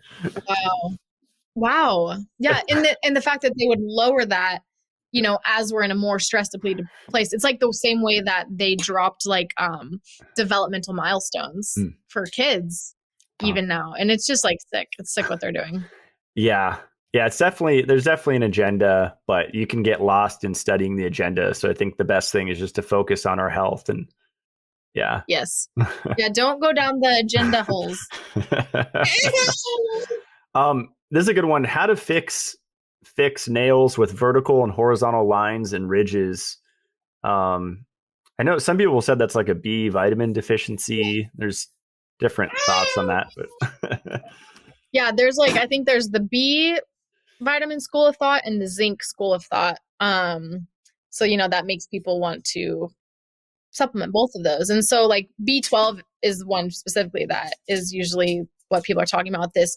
And B12, interestingly enough, is like completely dependent on copper. So it's like, whoa, interesting. And then with zinc, it's the same way. Like, you don't want to be supplementing the zinc and displacing all the copper, instead getting zinc from foods. You can get plenty. But yeah, so like, I remember I used to always have like the white, you know, spots in my nails, and the nails would be kind of brittle. And like right now they have like a little bit of vertical line, but that's been going away as I've been more nourishing. But it's minerals. And again, it's one of those symptoms that it's like, I highly encourage you that you're not eating or taking supplements to like live for your nails. Like, if you balance everything else out, your nails and your hair and your skin, they're going to be healthy.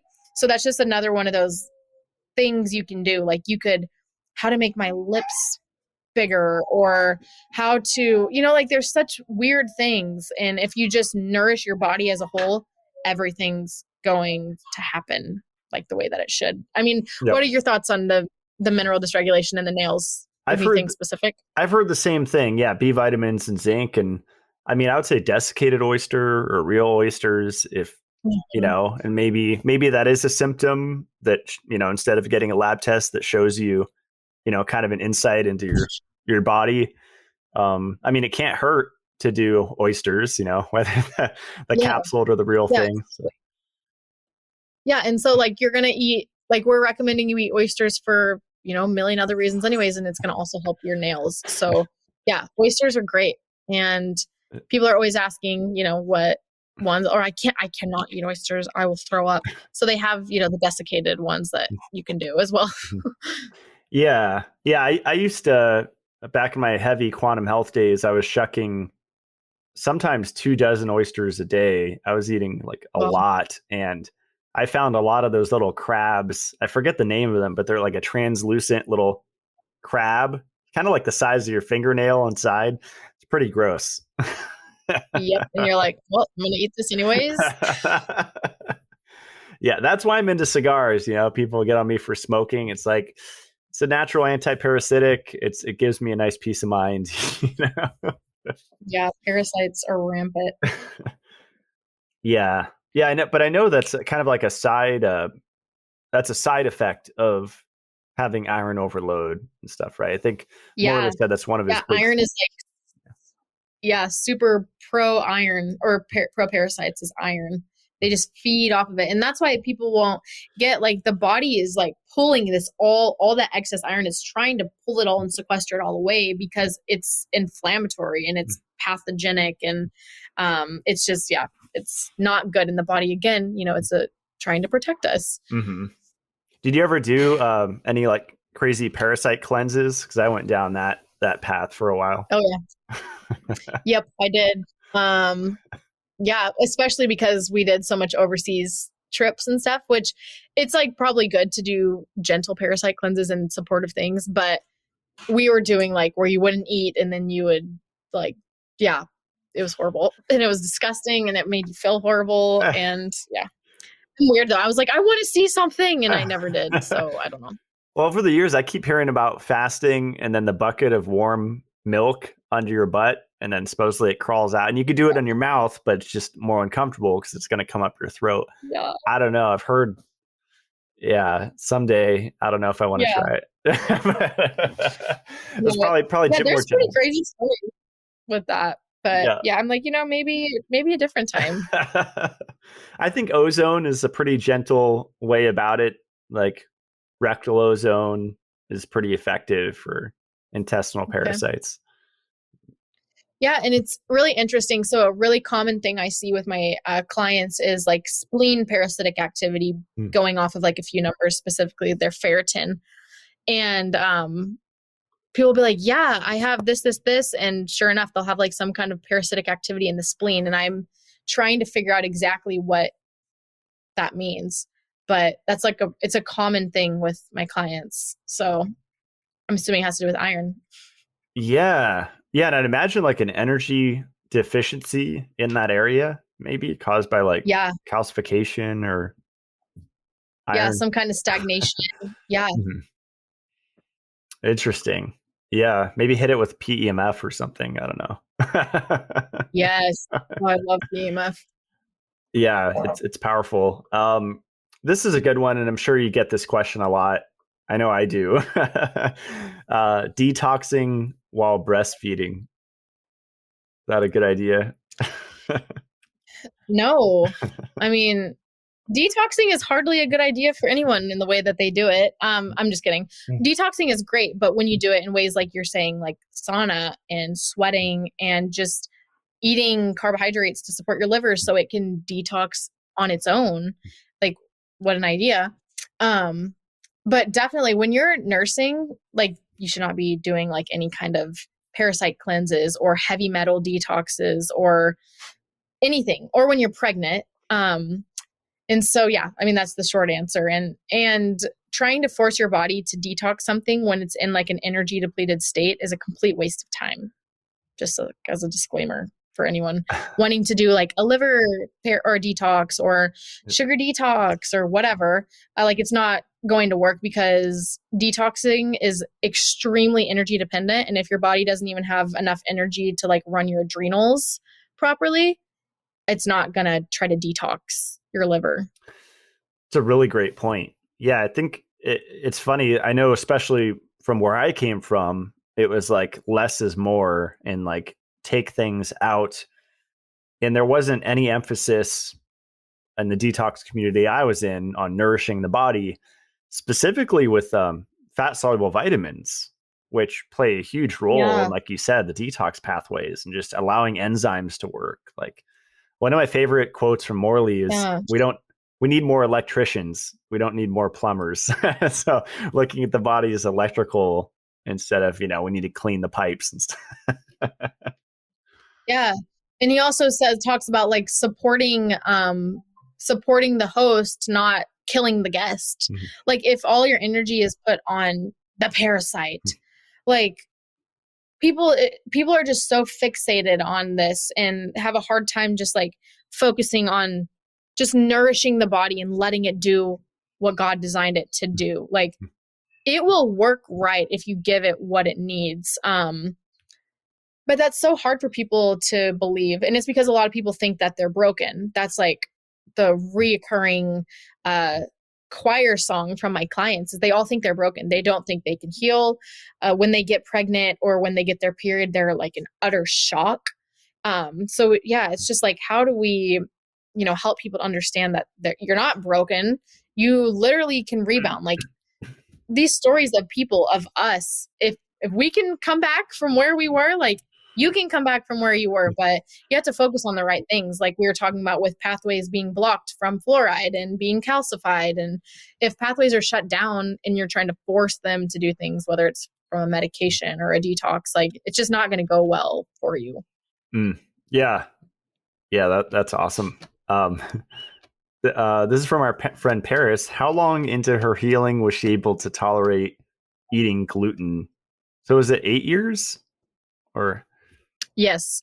So yeah, I went completely gluten-free when I was 18. And I am 26 and I just introduced it back in, and it's, so people ask me this often, like, do you only eat, like sourdough? And my answer is yes, because that's just, I don't know anything else now. I didn't have gluten for almost 10 years. But luckily for me, I never did like the gluten-free, like gluten-free breads, gluten-free crackers, gluten-free this. I just went gluten-free. So for me, that meant like I didn't do alternatives for noodles or breads or whatever. So that spared my gut a ton.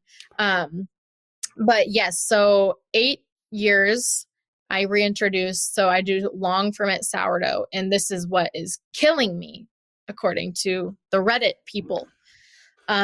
So they're like, well, are you getting regular like scopes done to make sure that your villi are still in there and all this stuff? And I'm like, no, I'm not, because I'm very in tune with my body and nothing's off. Well, you could be asymptomatic.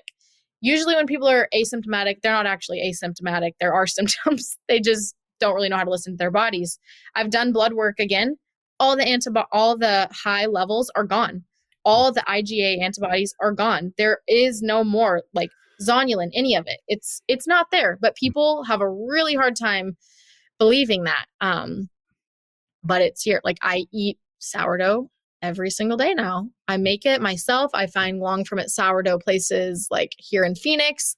And what's really cool, and I told my husband, like if we would have gotten pregnant 4 years ago when I was really sick, like my baby boy might have like all these intolerance to things. He can eat whatever he wants. He drinks raw milk. He eats oysters. He eats shrimp. He eats eggs. He mostly eats breast milk still, but he like tastes those things. He eats sourdough with this, and he like his skin is so soft. He's so healthy.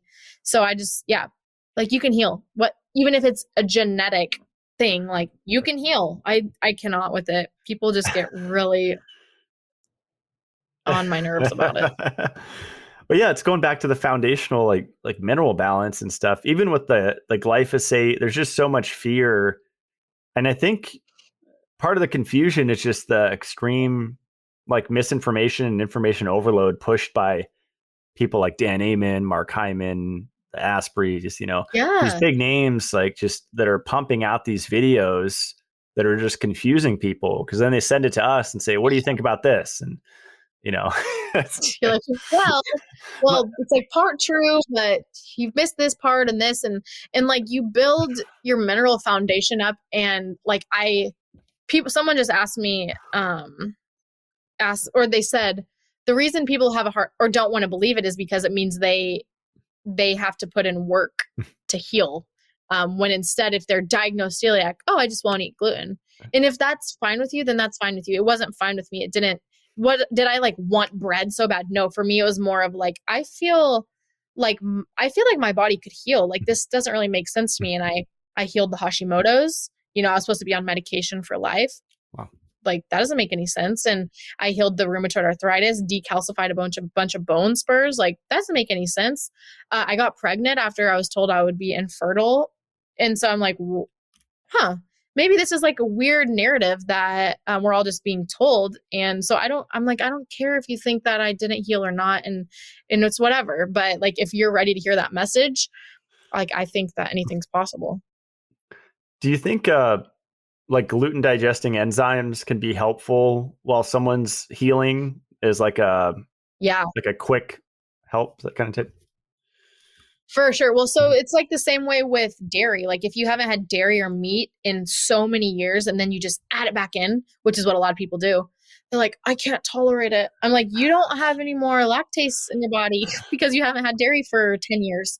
So, you know, starting with small amounts, reintroducing it slowly, not doing what you see me and Matt doing. We didn't start where we are right now. We started where we were a long time ago. And so like adding the enzymes, I think enzymes are so underplayed, whether it's for meat or whether like gallbladder or pancreas or whatever, they're so helpful and just kind of kickstart the body and helping the process. And any help you can get when your digestive system is kind of healing is super great. Like I used to take, I don't really know how great they are anymore, but I took the Enzymatica enzymes all the time when I was first kind of starting to heal my gut. And like bitters and digestive juices and different things like that. And they're really helpful. So, yeah. Yeah, I think it helped too. That's before I started selling digestive enzymes, maybe like 7-8 years before I came out with the Digest-It-All at my parents' house. I was taking handfuls, like literally a handful of probably 30 or 40 capsules. And they were the small ones of digestive enzymes. And I feel like I was breaking up stuff that I accumulated over the first, 25 years of my life or whatever. I did feel the effects of that and it was positive. But yeah, I think to dosing, that's where people get really confused. Like with the cod liver oil now, they're like, how much do you take? Because I want to take that much. I'm like, no, you don't want to take as much as I'm taking because you are you and I am me and we're different. And before this interview, I probably took, 3 or 4 handfuls of bee pollen, like bee bread, which I've been loving again because I took years off. I couldn't do that. I could not do that. Like that's one of the things, like my body still is super sensitive to bee pollen. It's like so random, but it's not. It's really high in copper and it's really high in B vitamins. And so, I was told start slow, take a granule, whatever. I'm like, no, I'm taking a tablespoon. I got so nauseous. I mean, like my body probably had no copper in it. And then I just take all this bee pollen. And now I'm up to where I can take like a tablespoon or 2. But if I do any more than that, like I immediately have a histamine response. So I just take that histamine and it's gotten better, like as I've improved. I must be doing better than I thought. I thought I was messed up. Oh, you're doing fine. With the Digest-It-All, can you talk a little bit about that? So that's your digestive support. And I've read a lot of awesome testimonials on that. Yeah, there's like multiple different types of protease in it. So not just one. So that's the protein digesting enzyme. And then lipase digests fats, amylase digests carbs. And the unique thing with that one is I put in amla, just like I put in the Dissolve-It-All. So that's, you're getting your whole food C with the enzymes, which I think has a synergy there with the copper. And yeah, it's just something that's helpful for people. I mean, I'm sure you get messages every day, like, digestive upset with eating anything. And so just taking one with meals, especially one with big meals, like you don't have to do this every time you go out to eat, but you mentioned vitamin E. And I think for people that go out to eat 2 or 3 times a week, that's a lot in my opinion. And if they were to take like Shilajit, digestive enzymes, and vitamin E, just those 3, Shilajit, enzymes, and vitamin E, that mitigates a lot in the food. And I think people would notice a difference in their health because, yeah, I don't know the quality. They're probably not eating farm to table 2 to 3 times a week. There are probably some sketchy ingredients in there, Chipotle style or whatever. So, and it's fine if you want to let go and, not even take any supplements when you go out to eat. I really, I think you emphasize that as well as the balance and, letting go every once in a while, but you can't let go all the time because then you'll have problems. That's for sure. But I'm not the person to talk like when it comes to balance. I'm the person at the restaurant that's like, can you please cook my food in butter? And, like those funny, like Portlandia skits, like, where's the chicken from? But because to me, it's that important, but it doesn't stress me out. And it doesn't like dictate my life. But yeah, so the Digestidol, the Shilajit, and the vitamin E, I think would be great things like keep in your purse or your bag. And when you go out, if you're going to go out, just support your body, that much more.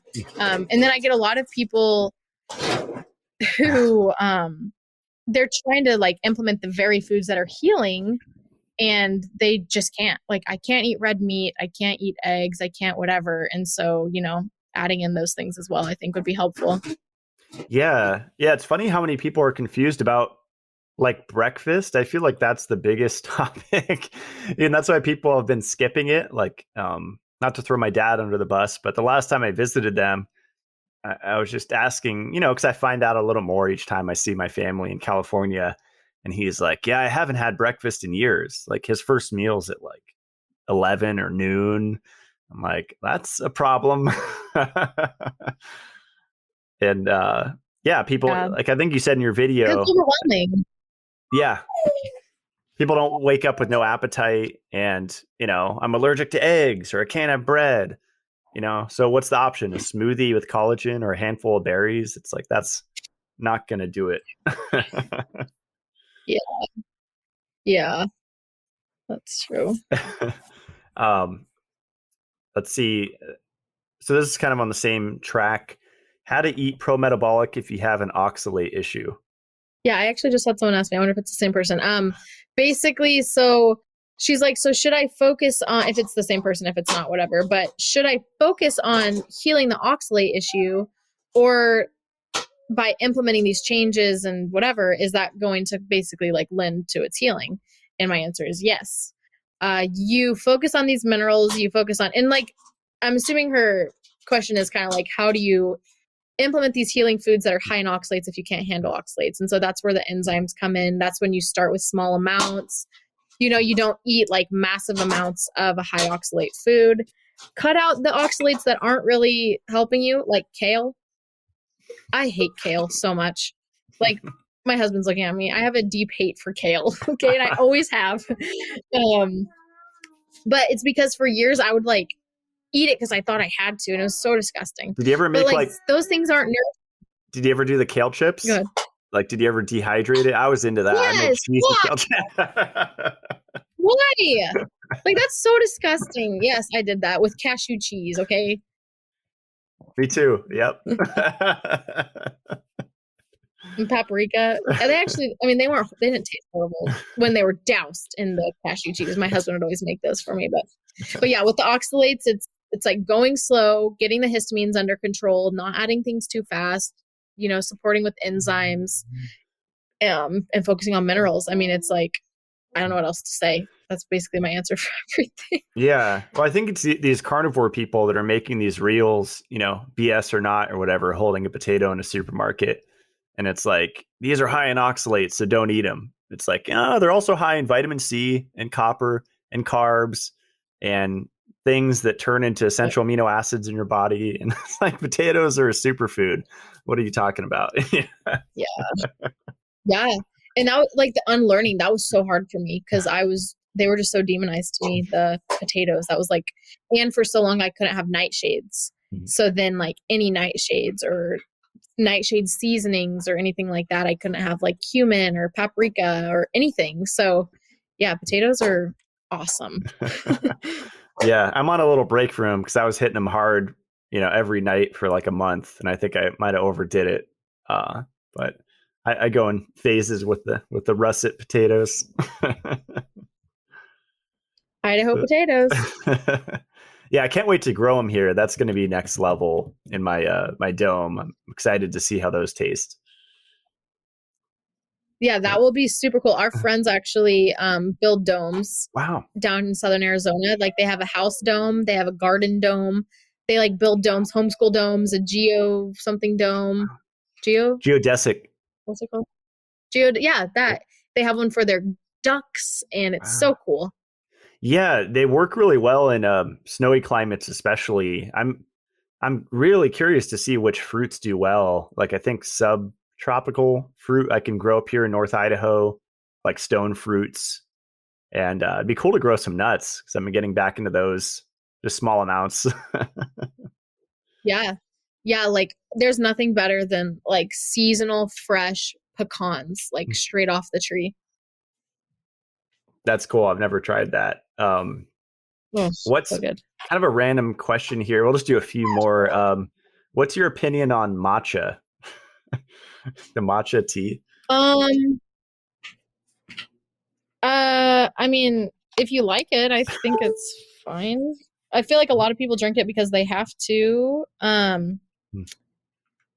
A lot of people drink it because like the L-theanine in it, but then a lot of people don't drink it because of caffeine. They think caffeine's bad. Uh, I mean, I think it's fine. It's really high in antioxidants. It depends on what milk you're putting it in. If you're putting it in nut milk, then no. But like I was at my friend Janny's and she made me a matcha eggnog drink. It was delicious. So that was in like yummy, you know, organic, real milk eggnog with matcha. And yeah, I think what do you like matcha? Is there I, something about matcha I don't know? I've tried the powder. I think Adam has made several posts saying it's high in fluoride naturally. Um, Yes, it is. Green tea. so we probably don't need more of that. And I don't know if it's different effects, but yeah, I just didn't really like Yeah. it. I prefer coffee. And I wanted to ask you with caffeine and coffee, like, do you think it's important to take breaks? Because I just recently took like a week off and I got actually hammered for it by the metabolic community. It was hilarious. Like, you can't store glycogen properly. And I was like being judged for taking a week off. It was What? really funny. I don't drink coffee at all. So come at me. I don't like coffee. I've never had Oh, coffee. wow. So I think it's great to take breaks from things Mhm. like that. From it, like you said, you're taking a break from potatoes, take a break from coffee. And like if you're unable to uh like actually utilize your glycogen stores properly without coffee, then something's wrong.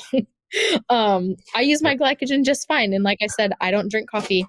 I Mm. think that I used to be really anti-coffee because I thought it was just a stimulant. It was pulling minerals, this, and then I don't. Hi, I don't agree with that anymore. Most of the research I was doing was basically on coffee, like when it has to do with fasted, in the Right. morning, and so obviously it was making people really, stimulated and whatever. It's just cherry picked data, but yeah, I think it's great. And especially like if you notice your body isn't doing well when you drink coffee, like you should probably wait. You should probably like let off the gas pedal a little bit because it's like, what do they say? It's like adding rocket fuel before you even have any gas in the tank. Yeah. Yeah. I don't remember the exact day I started cod liver oil. I'll have to look, but I want to say it was like 2 to 3 weeks ago. And that made a huge difference, just increasing my retinol intake in my nervous Mm, system. And I noticed just my nervous system is a lot more grounded, even with coffee still here. So yeah, and I think there's a that's big awesome. difference between like home roasting, fresh roasted, doing it right after you eat, finding your Yeah. dose, not doing it all day. There's so many Yes. variables. Yeah. Yeah, quality, timing, quantity. Those are really important. So like I had a client and she was just having coffee all day.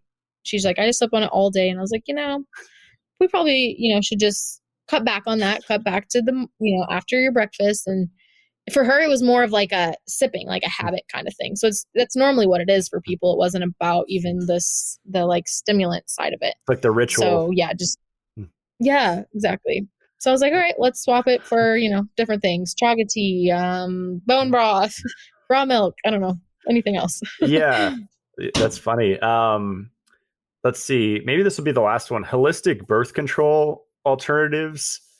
Um, I know a lot of women have had on the show to say like fertility awareness method and being like women are only fertile for how many days in the month? Is it like 5 days or 3 or 4 to 5 days?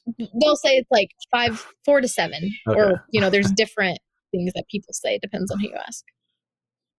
But yeah, people think that you can get pregnant like anytime, which isn't true. And that's what I'm going to say is I'm not an advocate for any kind of hormonal or not hormonal contraceptive like an IUD. Like I'm not an advocate for any of that. Like either do the family planning, and if you do that correctly, it's very accurate. It can be hard to do if your cycles are irregular and whatever. So, just being smart and tracking your periods, tracking your temps, all of those things can help you to track your cycle better so you know when you're ovulating. You can get ovulation test strips so you know exactly when you're ovulating. You may even find out that you're not ovulating, and then you can work, on supporting your hormones better that way.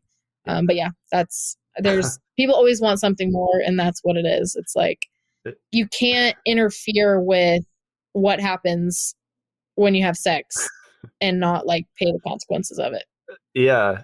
Have you looked at statistics recently? Like, I don't know. I don't follow like Planned Parenthood or whatever, but because it seems like a lot of women that I've had on the show said they were infertile and they couldn't they couldn't conceive and have a baby with their partner. And then after implementing the things that we've been talking about, they were able to. So I wonder, what I'm getting at is how prevalent infertility is nowadays. Like, not saying we don't need birth control, but like, the chances are probably a lot smaller than it was 5 or 10 years ago. Yeah. Basically, like, they've added it to the water, they've added it to the food. It's in tap water, birth control that's flushed on the toilet. So, I mean, they're basically dosing everyone up.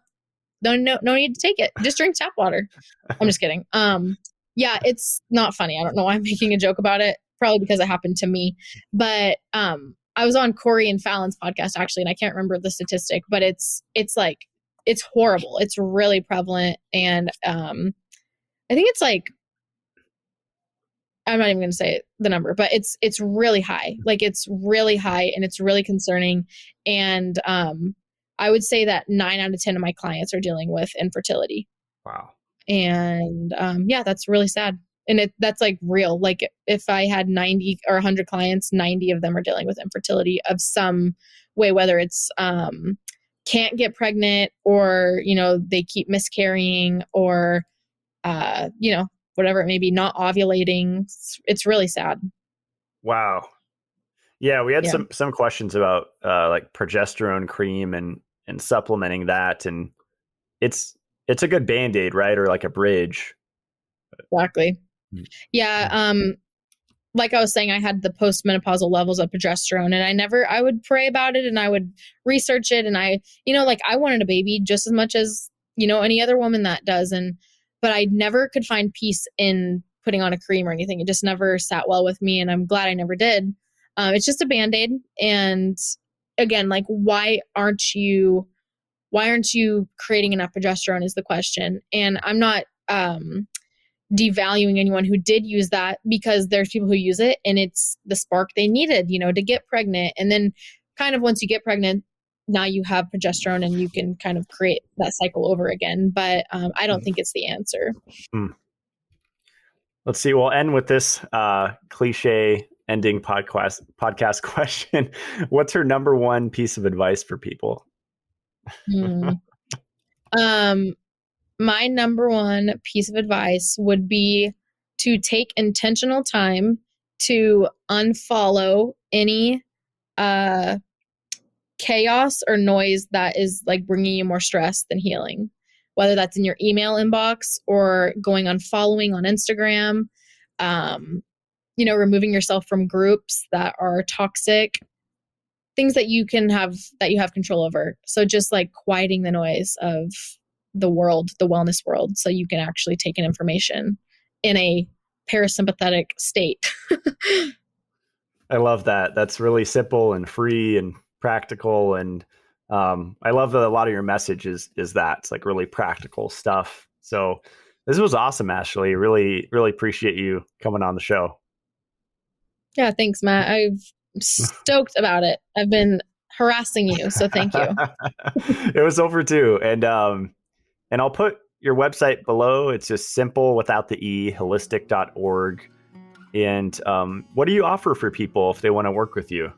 You have courses? Yeah, so I first I send people to my course, Bare Naked Hormones, and I do one-on-one work, but it's limited.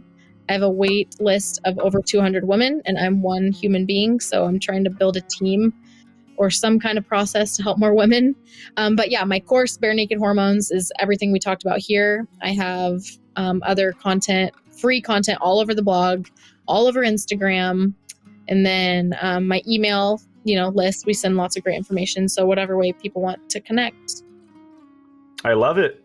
Awesome, Ashlee. Well, yeah, thanks so much again, and stick around as we close out the show.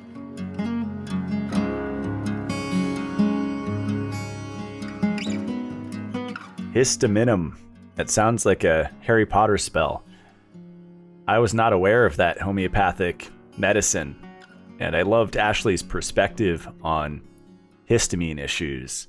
That's really big right now. That's a question that I get every single day, is how do I deal with allergies and elevated histamine?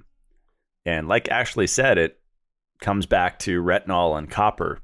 And it makes sense that those would be low because of how much of a problem iron overload is in the tissues, not in the blood where they measure it.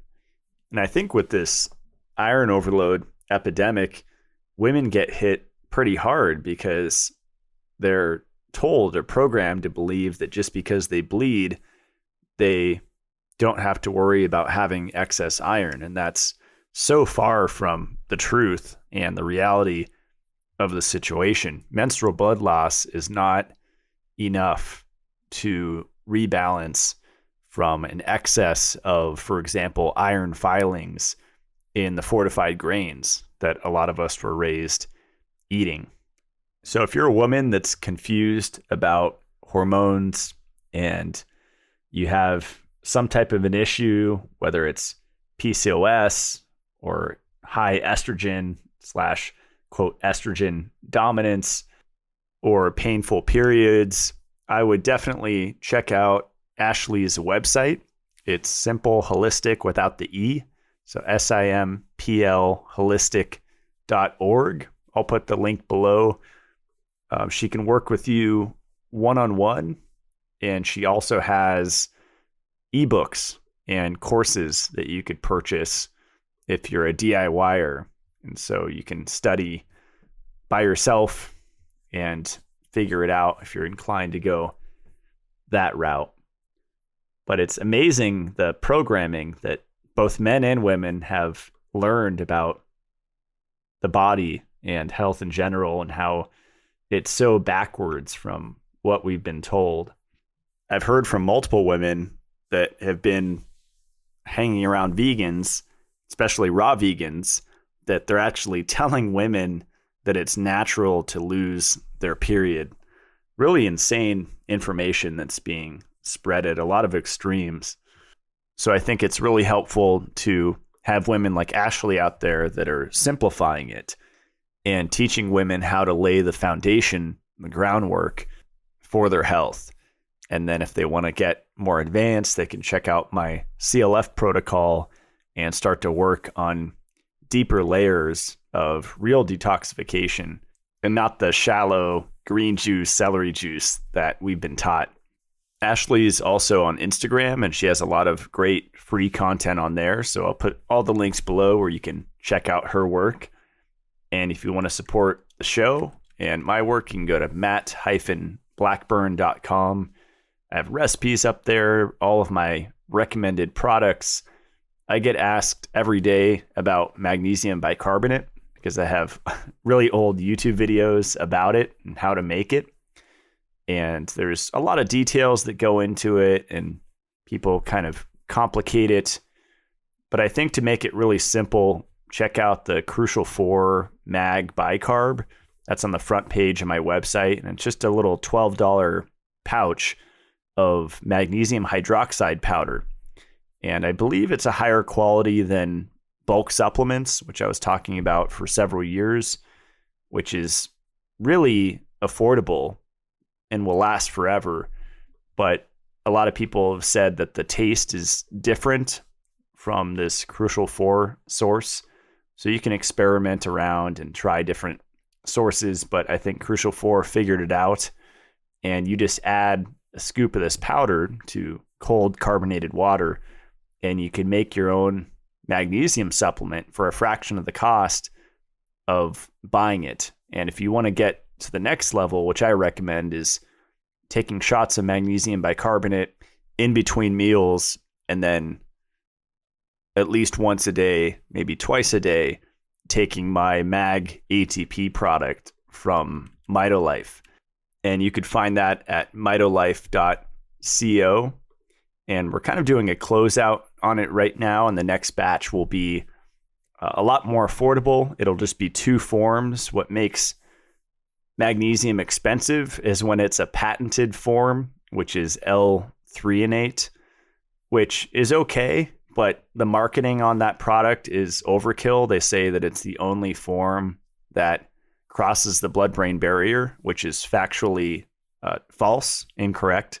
All of them pass the blood-brain barrier. All of them get into the mitochondria. It's not just special forms. The only forms you want to avoid with magnesium are oxide, carbonate, and citrate, but especially the citrate form if there's just one, because of citrate's effects on ceruloplasmin. It has negative effects on active copper. But I really like magnesium bisglycinate and magnesium taurate. I think those are really powerful amino acid bound forms, and a lot of people feel great taking it. So back to my point with the magnesium bicarbonate, you combine that with the capsules, and then the third thing ideally would be magnesium baths. And on my Matt Blackburn site, I have the magnesium flakes that I've been using for years, and use quite a bit, not just 1 cup. You would use a third of the bag or half the bag minimum, ideally the whole bag, and make sure that you stay in the bath long enough to make it worth it. And if you combine all 3 of those magnesium sources, I think that's a great way to actually start to build your RBC, red blood cell magnesium. So that's it. Thank you so much for listening. Check out the Mitolife Academy. Besides the podcast, I put a lot of energy into that. That's 4 videos a month that you subscribe to, whether it's basic, intermediate, or advanced, $10, $15, or $25 a month, which I think is very affordable for the information that I share there.